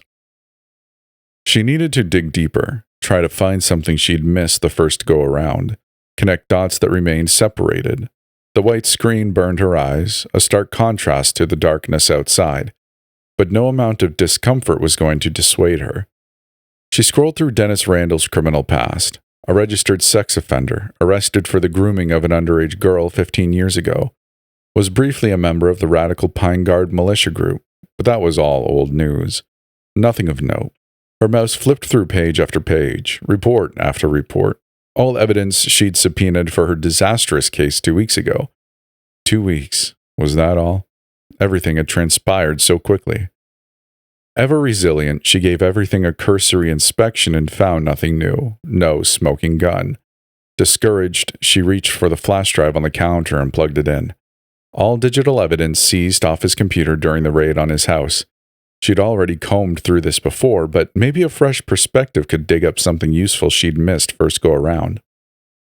She shifted on the wooden bar stool and squinted as files popped on the screen. Suddenly feeling tired and lousy, she hopped off the stool and indulged in a long, warm shower. Returning refreshed and with red wine in hand, she retraced everything she'd pulled from Dennis Randall's digital life. She'd gone through his financial records and emails, but something still gnawed at her. She was missing something important. The computer was running Windows 95. Jessica opened Explorer and navigated through Dennis's file directories again. She'd already combed through most of the obvious places, My Documents, Desktop, and Miscellaneous. But as her eyes landed on a seemingly innocuous folder named Backup, something struck her. The folder size didn't make sense. 1 kilobyte? She thought. She'd seen the folder during her first look through, had glanced inside and found only a single empty text file. But as she hovered her mouse over the folder, the tooltip showed the total directory size was over 50 megabytes. For a man like Dennis, who seemed capable of operating mundane technology but nothing more, the discrepancy stuck out. What could take up that much space in a single folder? Or perhaps, more ominously, what was he hiding? Jessica right-clicked the folder and checked its properties. The hidden attribute wasn't enabled, at least not for the folder itself. So she went to View Settings and toggled Show Hidden Files. The directory refreshed and more appeared. She opened one. It was nonsense, random strings of characters. Another file showed the same thing. It looked like corrupted data, but Jessica's gut told her otherwise. She was still missing something. Frustrated, Jessica dug into her purse and pulled out a floppy disk with Norton Utilities scrawled in marker across the label. Norton Utilities was cutting edge for the time, offering a suite of tools for file recovery, disk management, and debugging. She'd anticipated trouble with these files and had come prepared. She inserted the floppy into the tower and waited, drumming her fingers on the keyboard as the program booted up. When it did, she selected Disk Editor, a tool that allowed her to view raw data on the hard drive. She navigated to the backup folders directory and there, buried in clusters of unreadable hex code, found something interesting. Each file had an unusual extension, .dll or Dynamic Link Library. They were meant to look like system files, but Jessica knew enough to recognize that .dll files rarely resided in personal folders like this. More importantly, their file sizes, ranging from 1 to 5 megabytes, were suspiciously large. How had she missed this before? Impotence overcame her, but then quickly faded. Maybe she was onto something. She renamed one of them, changed its extension from dynamic link library to JPEG, then opened it. The image viewer loaded slowly as a grainy photograph appeared on screen. Dense forest, thick underbrush, taken in the fall due to the vast array of leaf color. A set of dingy railroad tracks ran through the foliage. The image was shot across the train tracks, leading to a clearing that backed up to more forest. An old dilapidated building rested in the corner of the clearing. It looked like a barn. Details were scarce. The second photo loaded faster, revealing Dennis Randall in the nude, performing a certain kind of act. Revolted, she scoffed and quickly hit the X button to back out. These were the kinds of photos he'd shown Lizzie in the school parking lot. Downing the rest of her wine glass, she tentatively clicked on photo 3, but not before refilling the glass to the brim. The third photo was strange, shot during the day, the sky a dull gray overcast much like the first image. Maybe even shot in the same day? This image displayed the side of a white barn. This had to be the same one, with a man standing in front, not Dennis Randall, but another man, fully bearded, wearing glasses. A green sweater and a wide smile plastered on his face, so wide that it made her uneasy. Recognition sparked in her mind but couldn't light a fire. The embedded text read, "His first time, November 19th, 1996. She moved on. The fourth photo was of the same man, conceivably inside the white barn. Standing in the darkened interior, hay bales and farming equipment surrounded him. The fifth photo made her want to vomit. The same man once more, swathed in red light, elbow deep in a boy's open chest, his hands caressing the heart. His sweater sleeves were rolled up and pinned to keep them from sliding down. His rubber medical gloves stained the color of her wine. Yet this was not the most disturbing part, though it was the same smile from the previous photo. A big, happy grin, his eyes calm and delighted as he stared down at the mauve, torn flesh.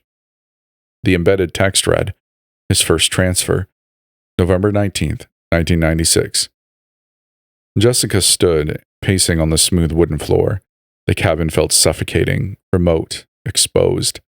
Faint arm hair stood on end as the overwhelming feeling of being watched ripped through her. Not knowing why, she ran across the room and shut all the window curtains.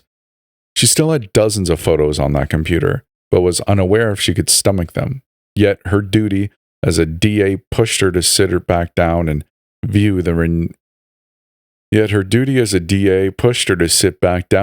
with renewed assiduity. Her hands shook after she opened the sixth photo. Judge Hal Tyson squatted next to a large pit dug into the ground.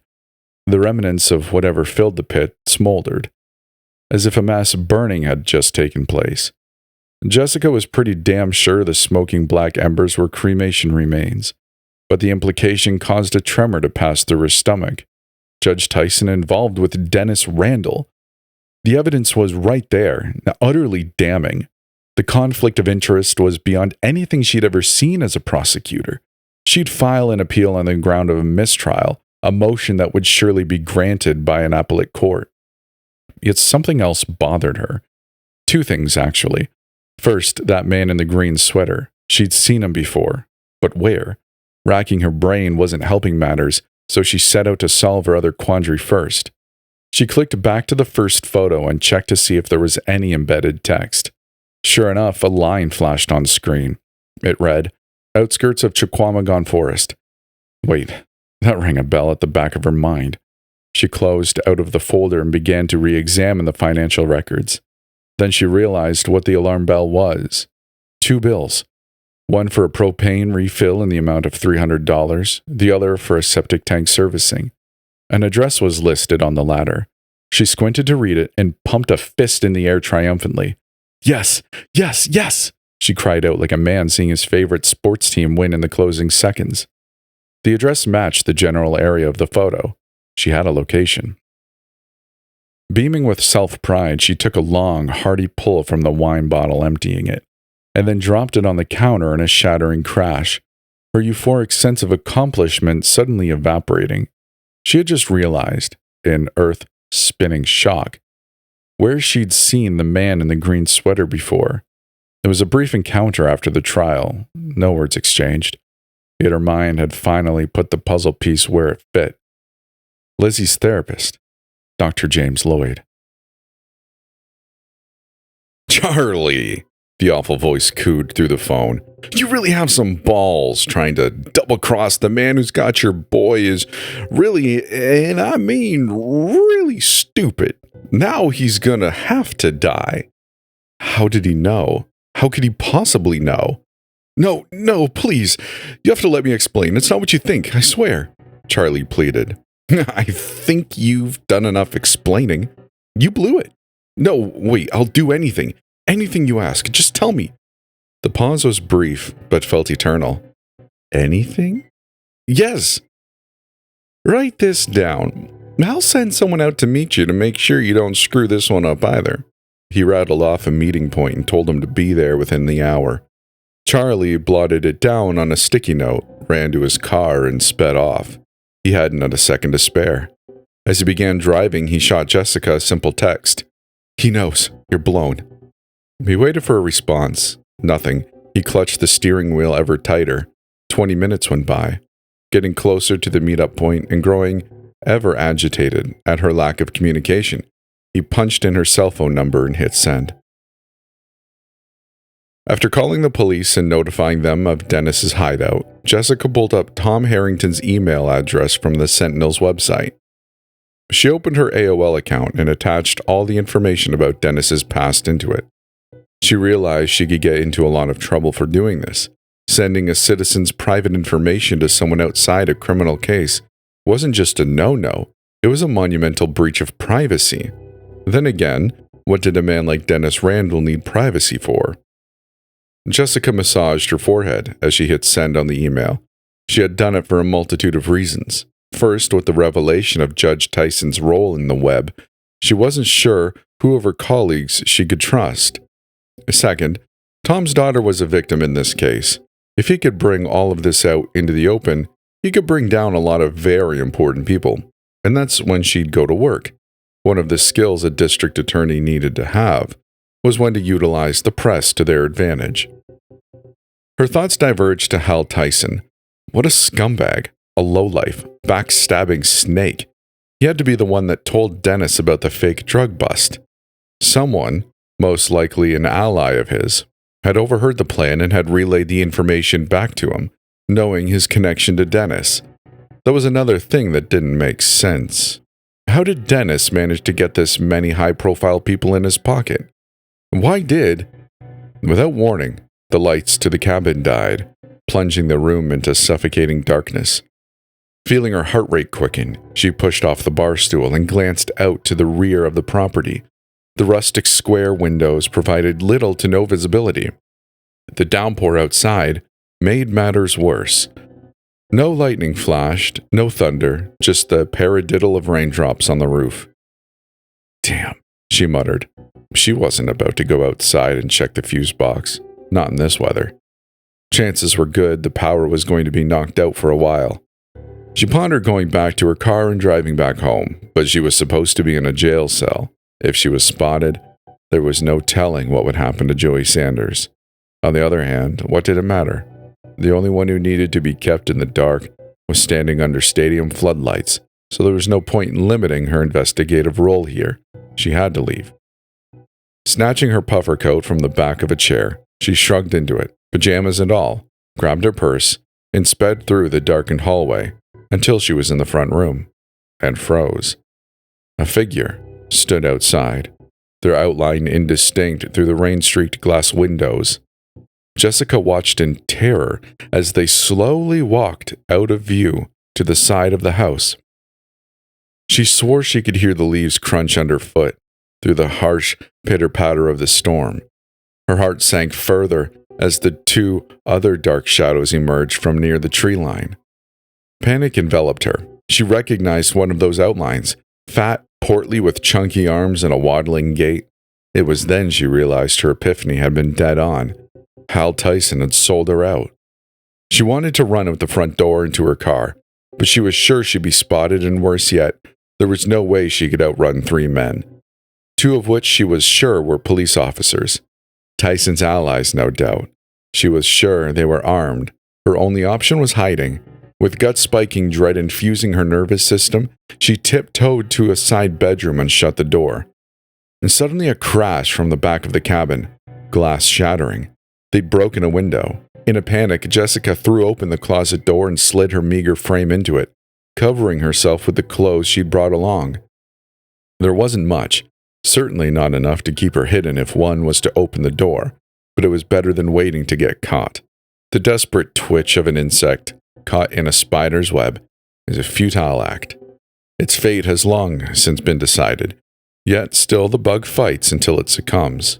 It is an apt comparison to draw on as Jessica Neal yanked out her cell phone and attempted to call 911. Yet, as the heavy boots slowly trounced down the hallway, Jessica knew with sickening certainty that no one was going to reach her in time. She pushed herself deeper into the closet, into the darkest recess, the most obscure corner. In a hysteria, she fumbled through her bag and retrieved a vial of pepper spray, pointing it towards the door.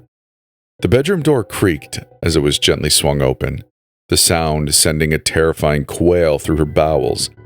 She sat on the floor, knees to chin, arms outstretched, with the spray as the footsteps stopped. The wooden floor groaned as the intruder knelt. Fabric swished as the bed skirt was drawn up. The clicking of a flashlight. White light peeking in through the slit of the closet door. Then, like an alarm going off in the middle of the night, Jessica's cell phone screen lit up and her ringtone began to blare at full blast. Panicking, she accidentally dropped the pepper spray on the floor as she silenced the call. She didn't see who the caller was, but the sound was enough. The footsteps shuffled over. The closet door was slid open violently, the frame slamming against the opposite wall. Jessica Neal screamed as a huge man dressed in all black retched her out of the closet.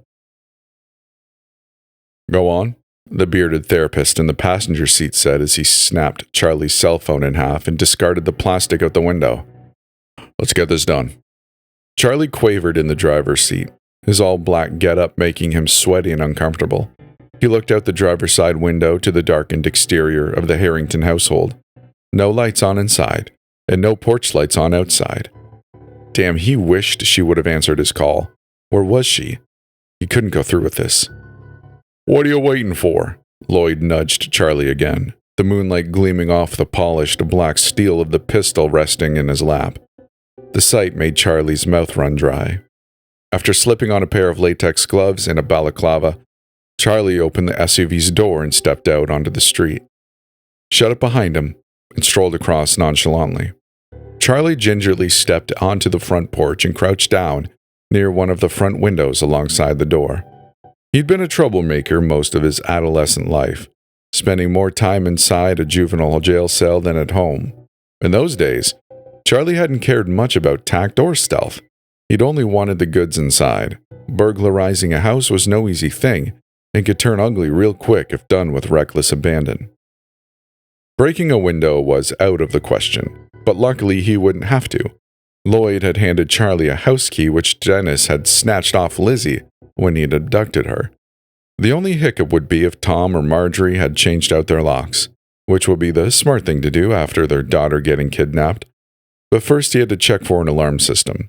That was really important, because if they had a motion detector nestled in the corner of the ceiling, he'd be toast before he stepped through the door. So he fished a flashlight out of his coat pocket, a heavy-duty police model, and twisted the handle. White light fired out from the end as Charlie inspected the front windows. Odds were good that if they had window alarms, they had motion detectors as well.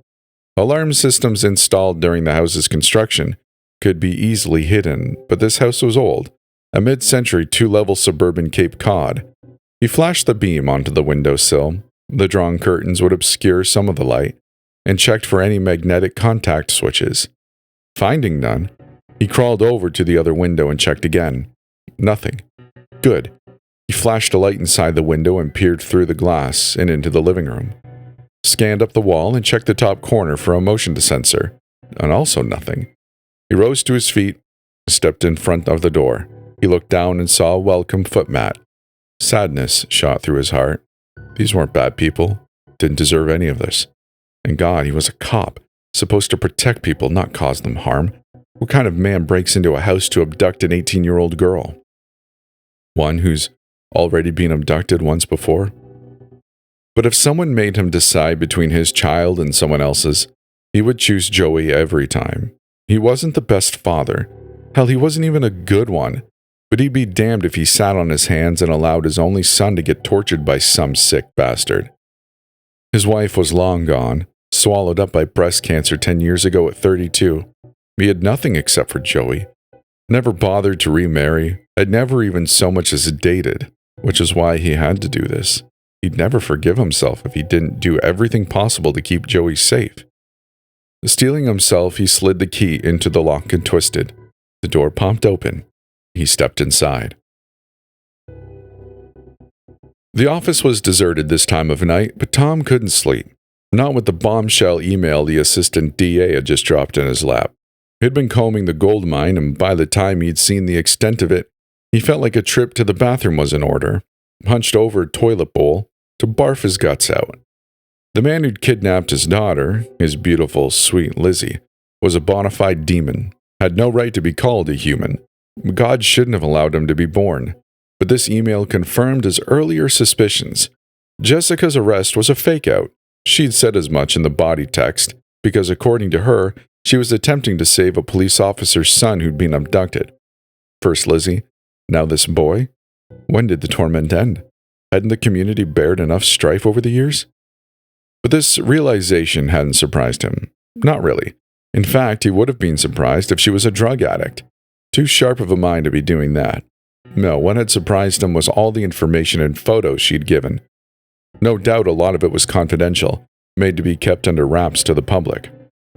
Yet none of this compared to the most important piece of info, the address of Dennis Randall's hideout. Tom Harrington had made a vow to his wife after the trial, a promise that he would kill the man who had so brutally violated his daughter and ruined his life. He turned off the computer, flicked off the light, grabbed his raincoat, and headed out of the office. As he did, he waved to the night security guard, but he was too engrossed in the primetime football game to notice. Tom reached his car, his clothing thoroughly soaked, and shivered as the heat kicked in. His hands reached over and sprung open the glove compartment. They nestled the shiny revolver as he examined the shiny black steel. It was one of the two weapons Tom owned. Before the ordeal with Lizzie, he would have found the idea of owning a gun preposterous. But now, with his family under constant attack from all sides, he needed protection. Marjorie and Lizzie needed to be safe, and Tom would see to it that they were never bothered again. Tom put the car in drive and sped down the slick, glistening street. Dennis Randall would get what was coming to him. Charlie gingerly ascended the stairs, each carpeted step weighing his boots down with lead. He didn't want to do this. Wasn't sure he had the guts, but he'd been boxed in. Clenching his jaw, he reached the second floor and rounded the corner. To his right, he saw a door propped open. Loud, slobbery snoring in the bright glow of a television filtered through. He chanced to peek and saw Marjorie Harrington fast asleep, the covers messy and jumbled. Her silk nightgown bobbed up and down with her deep, rhythmic breathing. The QVC salesperson on the TV was selling some newfangled grill, but his voice jumped a few octaves, causing Marjorie to stir. For a fleeting moment, Charlie was sure the woman was going to awaken, but she tossed and turned, further crumpling her bedding before settling back down in a new position. He let out a breath he hadn't realized he'd been holding. Continuing down the dark hall at a snail's pace, he poked his head into a door on his left and saw his target. Lizzie Harrington lay flat on her stomach in the far right corner of the room, her sheets just as messy as her mother's. Pushing the door open, the unoiled hinges cried out. Charlie froze in the doorway as the girl adjusted her position. Again, he was sure she'd been yanked from slumber, but no, she didn't stir afterwards. Swallowing the lump in his throat, he walked across the carpeted bedroom, did it in less than 5 steps, and stood over the young girl as she slept. With a tremulous grip, he fished out the stun gun James had given him in the SUV only minutes before. His entire body rocked as he slowly straightened his arm out towards Lizzie. He lowered the taser, pointing the 2 electric prods at her neck. His hand levitated there, unable to take the final plunge downwards. Suddenly the girl stirred, as if sensing his presence above her. Some primal, animalistic part of her brain registered that she was not alone, and her eyes shot open, wide and scanning. The pupils widened to their tensile limits as they rested on Charlie. Her mouth contorted into a look of abject terror. Before she had a chance to scream, he jabbed the stun gun into the smooth flesh of her neck and pressed the button. A blue bolt shot out from the two prods and onto Lizzie's body. The shock jolted her and the gun made a loud zap sound. Choking gasps rang from her as drool flowed from her open mouth. Her body twitched and spasmed on the bed as the smell of urine invaded his nostrils. Another zap. Finally, she fell into unconsciousness, her nose leaking blood, blotting her white floral pillowcase. He picked up the limp form, threw her over his shoulder, and headed out of the bedroom. He was just to the staircase landing when he felt her body tense and stiffen, then flounder like a fish out of water. In a flash of movement, he lost grip of her body and she went tumbling onto the floor head first. The thud reverberated throughout the entire house. Charlie bent to pick her up, but she began convulsing, banging her heels into the carpet and her elbows and knees into either side of the hallway wall. A seizure. "Lizzie?" Charlie heard a woman's voice call from the bedroom. Sheets rustled and the floor creaked as footsteps sounded, hurried and full of apprehension. He froze. What was he going to do? He couldn't just stand here, and he couldn't hide either, because when she inevitably came to, she'd tell her mother all about the man who'd shocked her. No, had to take a more direct approach. He stepped over Lizzie's thrashing form and caught Marjorie just as she was clearing the doorway. A loud gasp escaped her lips as Charlie raised the stun gun and jabbed it into her throat. The same blue bolt erupted from the prods, and she collapsed to the floor. Her eyes remained open as they stared up at Charlie. Her lips attempted to speak, but no words broke through. "I'm sorry," he said, sorrow drowning his vocal cords. "Please forgive me." Then he bent over and tased her again. Marjorie tried to move her limbs, but failed. A tear leaked from her eyelid as she tried to breathe, but even that felt impossible. Her vision was blurry and her mind raced. Again it was happening. Again. Lizzie needed protecting and she'd failed her. No, Marjorie couldn't let those evil men take her again. She had to stop it. Mustering up every ounce of will, she crawled over to the nightstand, reached up, yanked on the doorknob, and pulled. Instead of opening the drawer as intended, the entire cabinet tilted on its axis and crashed onto the bedroom floor. Picture frames bounced, a glass of water spilled like a tidal wave over her. Didn't matter. She had found what she wanted. A revolver. Tom had bought 2 of them after Lizzie's first abduction, and they both promised each other that they would never let it happen again. Her fingers grasped the leather holster and pulled on the gun's wooden handle. The short, snub-nosed revolver glistened from the light beaming off the television. She heard Lizzie convulsing out in the hall and heard that man's heavy breathing as he tried to pick her up. Another thump. He must have dropped her. Tapping into some superhuman strength she hadn't known existed. Marjorie crawled on her hands and pushed with her feet as she moved over the nightstand and broke past the threshold of the doorway. Looked out, saw that man in all black hunched over Lizzie. Her arms shaking, she steadied herself using the door, aimed the gun, and screamed, "Stay away from her!" With that, she fired. The hammer snapped down and a bright yellow flash erupted from the muzzle. The shot sounded like a cannon in the enclosed space. The man looked up, just in time to catch a bullet. A dark spray of red exploded from center mass as he careened backwards down the stairs. She heard him howl as he tumbled. She wasn't done yet. Body weak, she rose to a kneeling position and peered over the staircase railing, seeing a dark outline sprawled on the floor. Without saying another word, she posted her arms on the railing for support, aimed the gun again, and emptied the 5 remaining rounds into the man's back. "Dennis Randall!" The police sergeant boomed through the loudspeaker. "Come out with your hands up!" An army of 20 police vehicles had surrounded this white barn in the middle of nowhere. One of the district attorneys had discovered this address while combing through evidence and was convinced that there was a hostage situation going down. The photographic proof had left no doubt. Dennis Randall was kidnapping and abusing children, so the police had sent every warm body they had and established an impenetrable perimeter. They'd only been here a few minutes when a car pulled up behind the barricade, a local reporter who had to be held back. He wanted to go in guns blazing, but that wasn't going to fly. That wasn't the way these things worked. That was cowboy stuff. This was to be clinical, procedural. Suddenly, one of the barn doors opened. Dennis Randall emerged. The police immediately drew their weapons and trained them on the man in the Hawaiian shirt, but he wasn't alone. He pushed a wheelchair ahead of him, a lump covered by a blanket. A hostage? "Dennis, step away from the hostage and walk towards us with your hands up," the sergeant boomed again. Dennis wagged a finger and laughed. "I don't think so." This response caught the police off guard. Before they had time for a reply, Dennis ripped the blanket free. The goddess howled. Suddenly, the police officers covered their ears, dropping their weapons on the ground. Dennis lapped up the madness as one of the officers drew his pistol, pointed it underneath his chin, and fired. A spray of red brain matter splattered the ground as the dead man fell in a heap. The goddess shrieked louder, a maddening cacophony of howling men, their minds unable to comprehend the sight before them. Some of the police officers drew knives and began hacking away at their throats and eyes. Some impaled themselves on tree branches. All around, men were killing themselves, their conscience overwhelmed by pure, unadulterated power.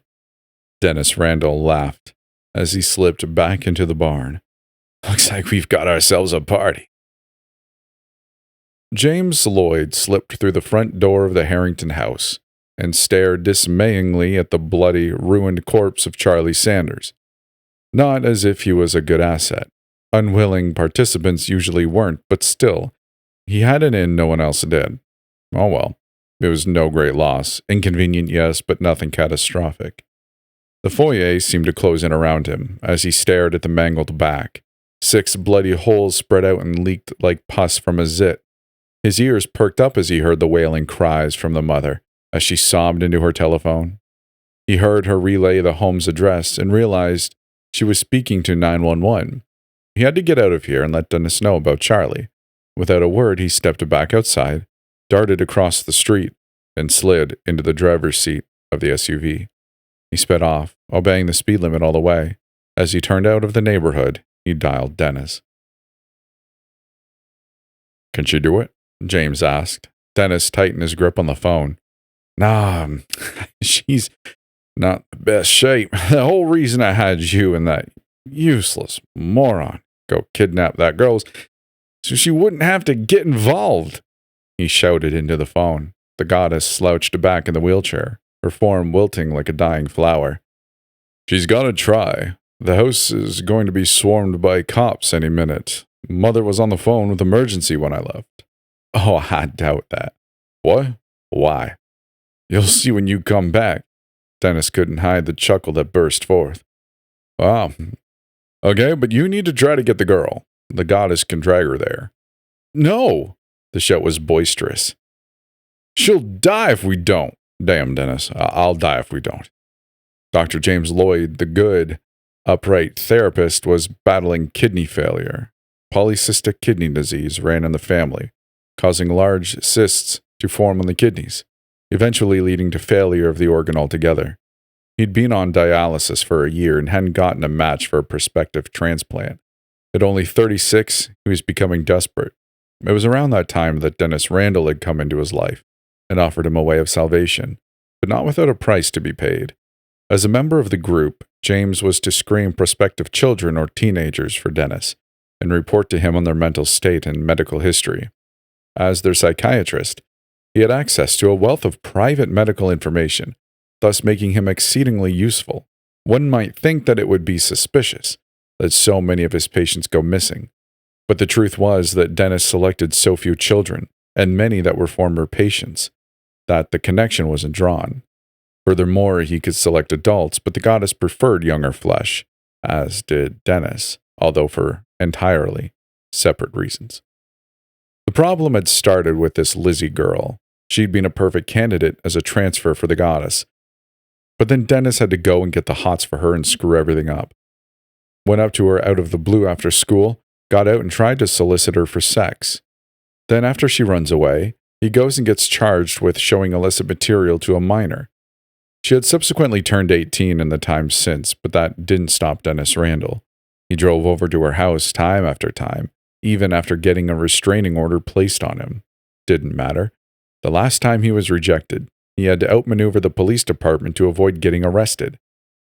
The last he dared to drive over to the house, he'd parked down the street so Lizzie wouldn't spot his car out of the window, then kidnapped her by throwing her into a canvas sack and tying it shut.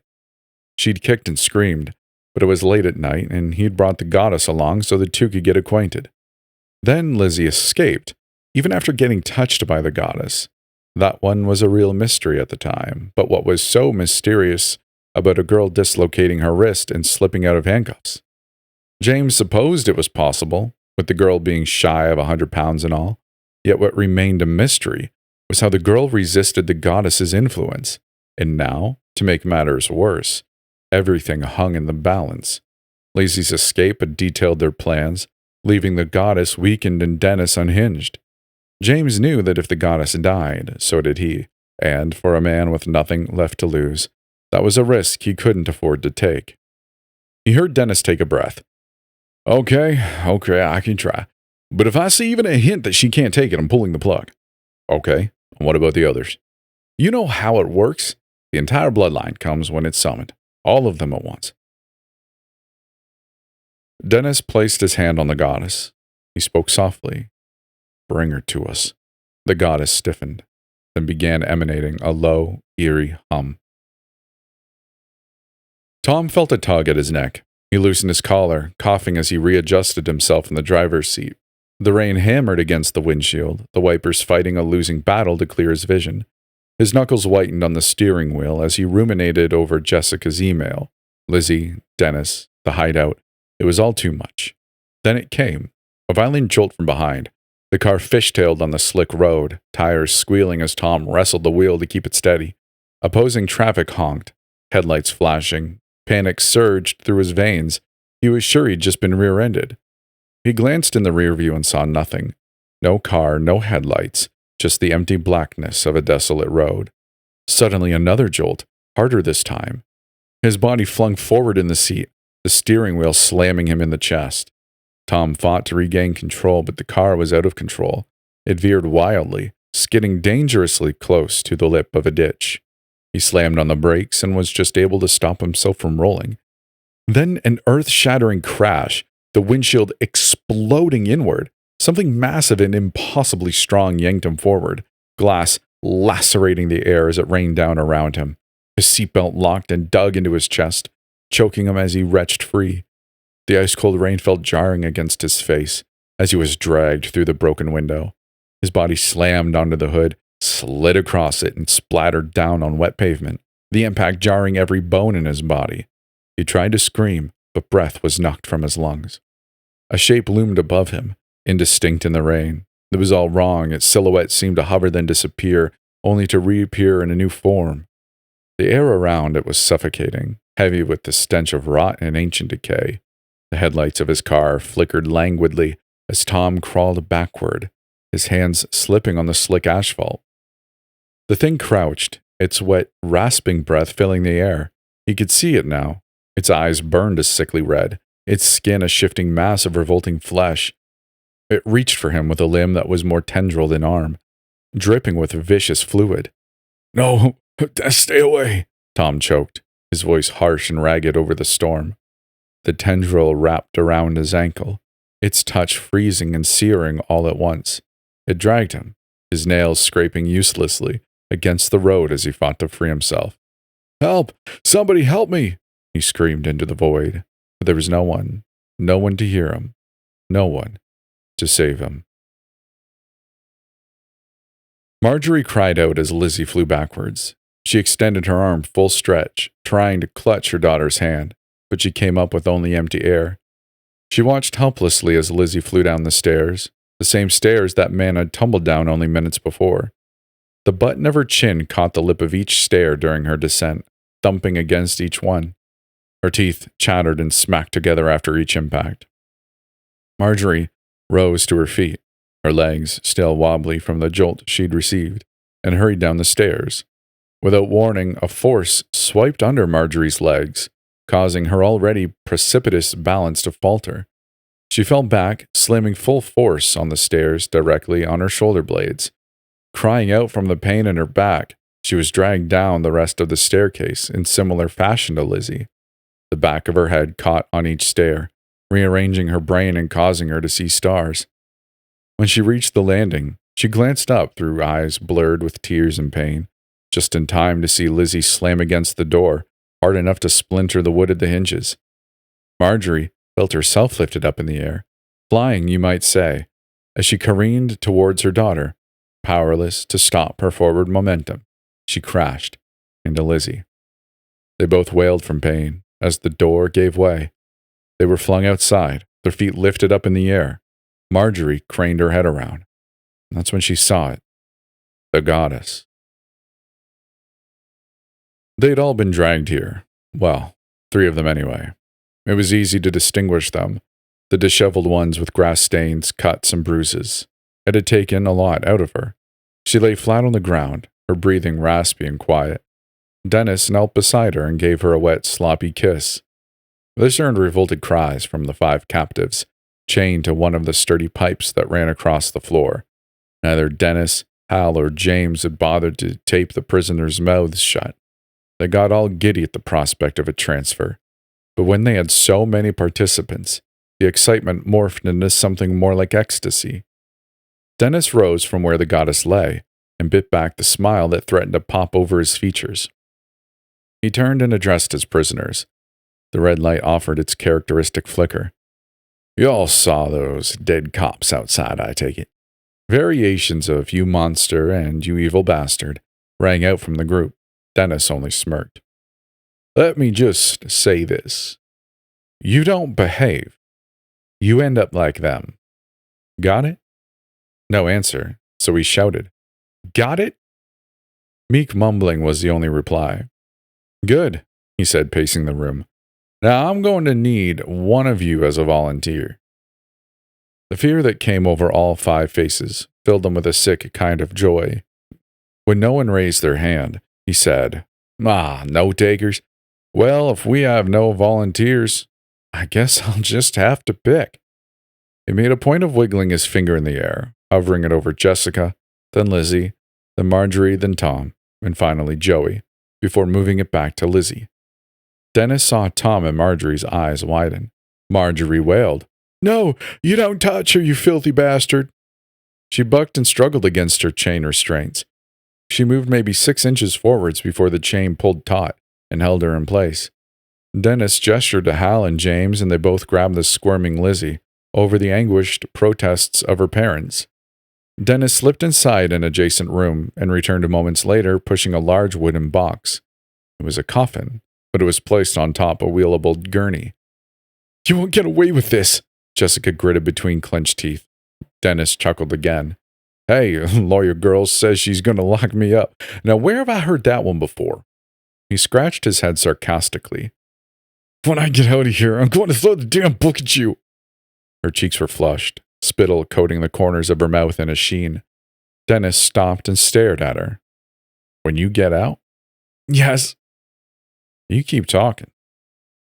And you're going to regret it. Jessica, the closest thing to a human bulldog, spat contentiously. Monster! She lunged forward, the chains shackling her wrists, straining as she remained locked in place. Dennis's eyes glanced to the ground as he shook his head, his lips drawing into a thin, tight smile. He looked back up, addressing the entire group. Does anyone here like music? Confusion clouded them collectively. Well? When no replies echoed back, he said, Well, if there's no preferences, I'll pick. I like something to drown out screaming. It upsets the goddess. His tone was laced with sarcasm. He walked over to a small side table where an old boombox took up the entire space. The rustling plastic of cassette cases filled the otherwise quiet room. Finally, he selected one, popped the tape into the deck, then hit play. The volume was quiet on the tropical soft rock refrains of Margaritaville. Anyone else like Jimmy Buffett? He asked the group as he began dancing. The display was disturbing. Oh, come on. No one? No reply from any of the 5. Well, you're not going to like this either. Dennis abruptly ceased his putrid display of dancing, pulled a pair of hedge trimmers from his pocket, and squatted down next to Jessica. Her eyes widened, sensing something wicked about to happen. She curled her right leg underneath her, and was working on the left when Dennis snatched her ankle and straightened her leg out. She flailed and arched her back, but Dennis had leverage over her as he slipped the sharpened, curved blades over her big toe. "I warned you," he said coldly. She pleaded, her eyes puddling. He squeezed the handles. The crunch of bone filled the room. Horrified, disgusted cries from the other four. Jessica threw her head back and shrieked at the loss of her big toe. Blood spurted like a severed water line onto the floor. Dennis snatched up the severed digit, tossing it up into the air and catching it, before sifting over to the goddess and dropping the toe into her open orifice, where it disappeared into the black maw. Lizzie tried to make a run for it, but James caught a fistful of her hair and wrenched her back, kicking and screaming. "You animal!" Marjorie wailed. "You sick son of a bitch!" Tom shouted. "Stop! Please!" Joey's tears flowed freely. Dennis barely noticed the outcries as he danced again to the song.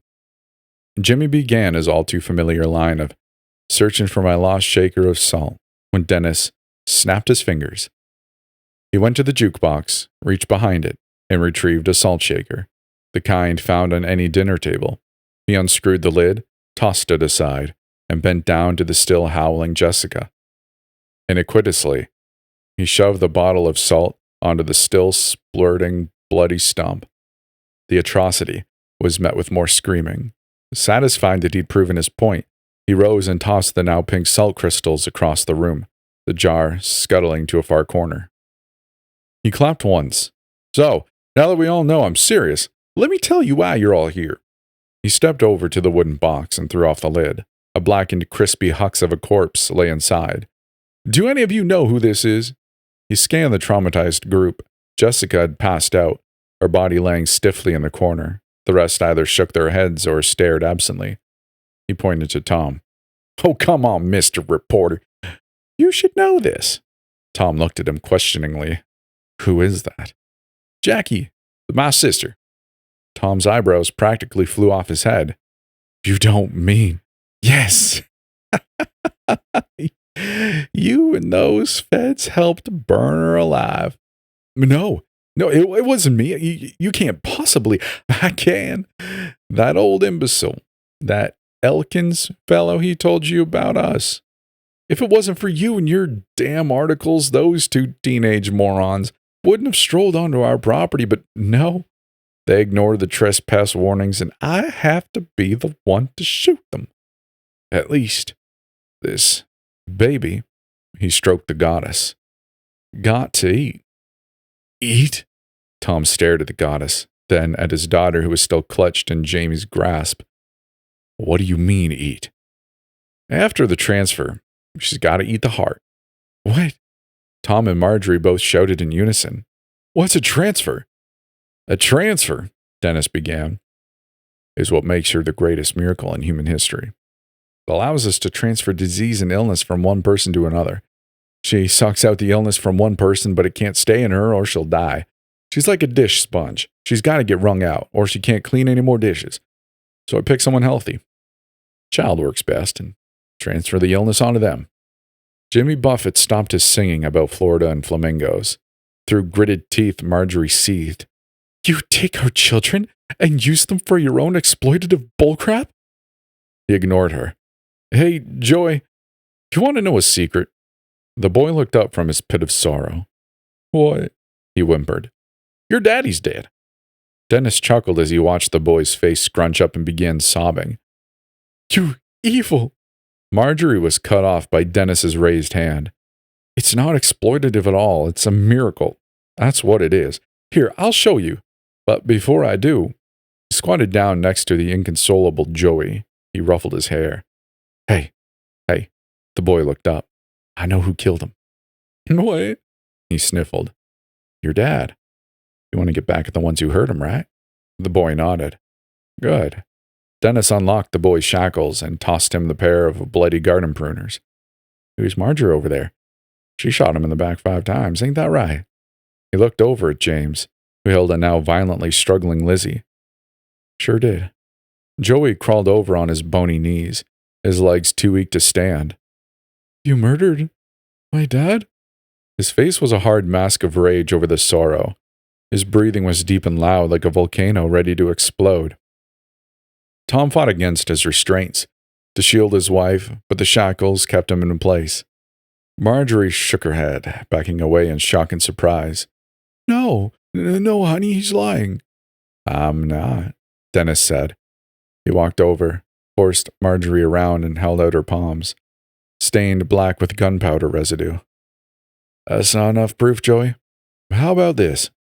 He spun her back to face Joey and wiggled his hand under her chin, forcing her head up.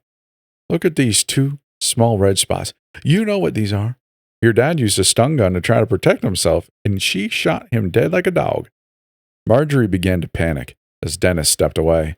Joey, baby, listen to me. He's twisting everything, I swear to you. Please don't believe him. Her voice cracked, her words tumbling over each other like stones in a riverbed. How old are you? She asked. 15. Okay, she stammered. Lizzie's 18.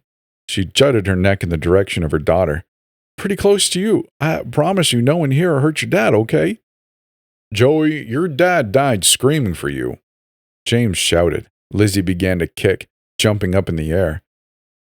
Hell, I need some help here, he called.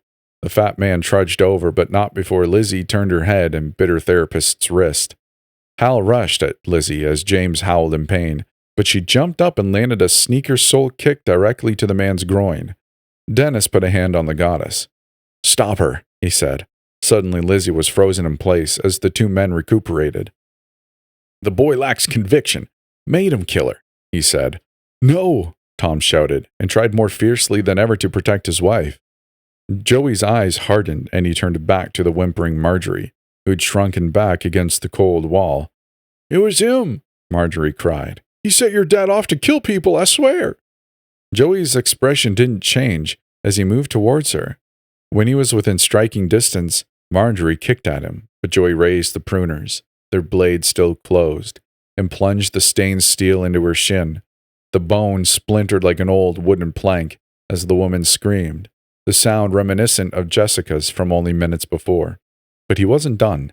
He stabbed again, in her thigh this time. He methodically crawled up her body like a mountain climber stabbing their pick into a sheet of ice. Her stomach, then her chest.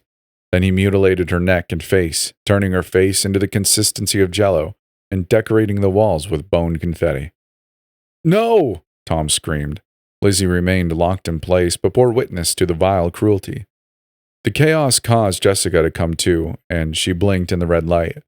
The boy was quickly locked in place by the goddess once his deadly task was fulfilled. Tom strained against his chains to attack him, tear him limb from limb, but the attempt was futile. Dennis clapped happily. All right, now that that's out of the way, let's get on with this. He yanked the goddess into position in front of Lizzie, her mouth opening widely. Her shirt was lifted, exposing bare flesh. The suckers attached to her chest. Tom's vociferations were drowned out by a rumble, an otherworldly shaking. Blood began to ooze from the puncture wounds. Then, without warning, the goddess suddenly reared back and shrieked, bowing as if in prayer. Her mouth remained open, but it widened further until it was cavernous. Dennis's eyebrows raised. What's this? He asked, bewildered. Lizzie stared at the goddess, her eyes bleary and lifeless. Crawl in. She wants me to crawl in. It was as if they were communicating telepathically. Dennis froze, his smirk slipping for the first time. What the hell is she doing? He muttered. She's mine. Mine! He kicked the goddess in the side. It didn't flinch, didn't so much as react. It sit there waiting, expectant. We can all look at her now. She's dying. She's dying. She's dying, Lizzie repeated. Now hold on. Dennis came between Lizzie and the goddess. Lizzie continued her monotone, spaced-out delivery. She didn't want you to hurt them. Had no choice. Dennis turned and shouted down at the goddess. Who saved you from that fire? Huh? Me or her? She was normal once. Always had powers. But you hurt her. Dennis got in Lizzie's face as Tom and Jessica stared. Shut up! Saliva splattered Lizzie in the face. James and Hal backed Dennis up, forming a semicircle around the girl. She wants me to crawl in. Crawl in. Crawl in. Became a litany. Suddenly, the three men flew in separate directions, slamming against their respective walls. They all cried out in pain as the world shook again. Crawl in. Crawl in. Crawl in. Lizzie took a step towards the open void. She got down on all fours and, through her father's horrified protest, crawled into the goddess. Lizzie! Tom shouted. Jessica stared on, stunned. The mouth closed, entombing Lizzie in a cocoon of horrid flesh. There they remained for a moment. Everyone watched, waiting for something to happen. Finally, after an eternal wait, the goddess simply disappeared, vanishing into thin air. She dissolved, her mangled form gone forever, leaving Lizzie cowered in the fetal position on the floor. She was now the goddess. It was a miracle. Dennis's hands flew to his head, clutching his hair in white-knuckled fists. No! His eyes flew to the corpse of his sister, then to Lizzie. A realization formed in his mind. He stormed over and grabbed her arm, dragging her over to the blackened corpse. Fix her! He shouted. Lizzie looked up, her lip quavering. I don't know how yet. Dennis backhanded her. Fix her! You loved her. Dennis paused, staring at her. Yeah, I did. Now fix her! He reared up again. No, you didn't just love her. You wanted to have children with her. An incestuous relationship. Dennis gasped. How did you? I can see everything in your mind, Lizzie said. But she cut him off. You're afraid. You do all of this because you're afraid. You want to live forever, so you forced her to heal you, to suffer for you. You're afraid of getting caught, so you find corruptible members of your town to do your dirty work for you. You abduct children, plague them with awful illness, then kill them and feed their hearts to her. Speaking of which, she turned to the fat judge, still pinned to the wall. With a flick of the wrist, Dennis was rooted to the floor. Lizzie walked over to Hal and, without warning, tore off his shirt. He shouted in protest as he dug her nails into his chest and began to tear. Skin and muscle peeled off in ribbons as she clawed like a rabid animal. She sunk her mouth into his chest and chewed over his agony until his still beating heart was consumed. She did the same to her beloved therapist, taking extra time to let his betrayal sink in. His dying thoughts must have been plagued by remorse, but this, of course, was never going to be enough. Dennis stared slack-jawed, never had control slipped from his fingers, and in such sudden fashion. Once Lizzie was finished feasting, she wiped her bloody mouth and stepped back over to Dennis. I'm going to let you live, but there's something I'm going to try first. She bent over to Joey, his broken body, and placed her mouth over his chest. She began to inhale like an asthma patient would an inhaler. Joey's back arched as his muscle definition returned to his arms and legs, his malnourishment evaporating. Lizzie, her body changing from healthy to emaciated, crawled over to Dennis and placed her mouth over his chest and blew. Dennis cried out, begged her to stop as his legs and arms crumbled to paper-thin sticks. He crumbled to the floor like an old potato sack. Lizzie calmly stood, her appearance back to normal, and did the same to Jessica, her toe growing back like a starfish. Lizzie cried out as her own toe severed. She once again crawled back over to Dennis and blew on his chest, his big toe suddenly severing off where the digit met the foot. His chest, more howling. Still she wasn't done. She went over to her dad and unclasped his restraints. As she did Jessica and Joey, she apologized for her forgetfulness. Walking over to her mutilated mother, she placed her lips over her chest. They hovered there for a moment before she took the plunge. She closed her eyes and inhaled deeply. Marjorie's battered body jerked, her shredded skin knitting together, her fractured bones aligning with grotesque pops and cracks. Blood seeped back into her veins as Lizzie's body shrank once more, her limbs trembling with the strain of the transfer. When Marjorie finally took a deep, rattling breath, Lizzie collapsed onto her side, barely able to lift her head. Tom fell to his knees beside Marjorie, his hands shaking as he cradled her face. Marjorie, can you hear me? Her eyes fluttered open, weak but alive. Tom, she rasped, her voice faint. Yeah, it's me. I'm here. He stifled a sob as he held her. His attention turned to his daughter. He scooped her up in his arms and walked her over to Dennis and placed her on the ground. Lizzie sat up slowly, her breathing ragged. Her sunken cheeks and hollow eyes made her appear ghastly, but her insides burned furiously. She turned to Dennis, who remained frozen in place, rooted by her newly acquired powers. You think I'm done with you? She whispered, her voice low and chilling. Dennis's lip quivered as he shook his head. Lizzie, please, you don't understand. I did what I had to. Enough, Lizzie snapped weakly. She crawled until she leaned over him, her movements slow and deliberate. It's time you paid your debt to us. She lowered her mouth over his chest. Dennis screamed as his limbs contorted unnaturally, his joints bending at impossible angles. Skin and bone and muscle melted off his face like some wax from a candle. Lizzie's eyes glowed with an ethereal light as she reveled in his misery. Dennis's skin began to peel away in thin, papery layers, revealing raw, glistening muscle underneath. He howled in agony, thrashing against the invisible bonds that held him aloft. Blood shot out from his exposed flesh, pooling beneath him. Stop! Stop! Lizzie ignored him. She moved her other hand, and his bones began to splinter and crack, each fracture sending waves of torment through his mangled body. His screams reached a fever pitch, echoing through the room like the cries of a dying animal. You fed her heart, Lizzie said coldly. Now I'm going to take yours. Lizzie, the goddess, began to hum, Dennis's chest glowing faintly. He gasped, clutching at his sternum as an invisible force pulled his heart upward, pressing against his ribs.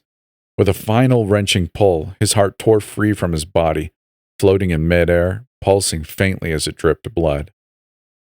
Dennis slumped forward, his body collapsing into a lifeless heap. The heart hovered for a moment before Lizzie flicked her fingers, sending it flying into the abyss of her mouth. It vanished, consumed in an instant. The room fell silent, save for the ragged breathing of the survivors. Lizzie swayed on her feet, but she refused to collapse. She turned to Joey, Jessica, Tom, and Marjorie, her expression softening. It's over, she said quietly. Tom stood, supporting Marjorie as she regained her strength. Lizzie, what about you? Lizzie looked at her hands, blood-stained and trembling. I don't know, she admitted. Marjorie, her voice weak, yet filled with gratitude, reached out a hand to her daughter. You saved us, Lizzie. You saved me. She threw her arms around her daughter and sobbed.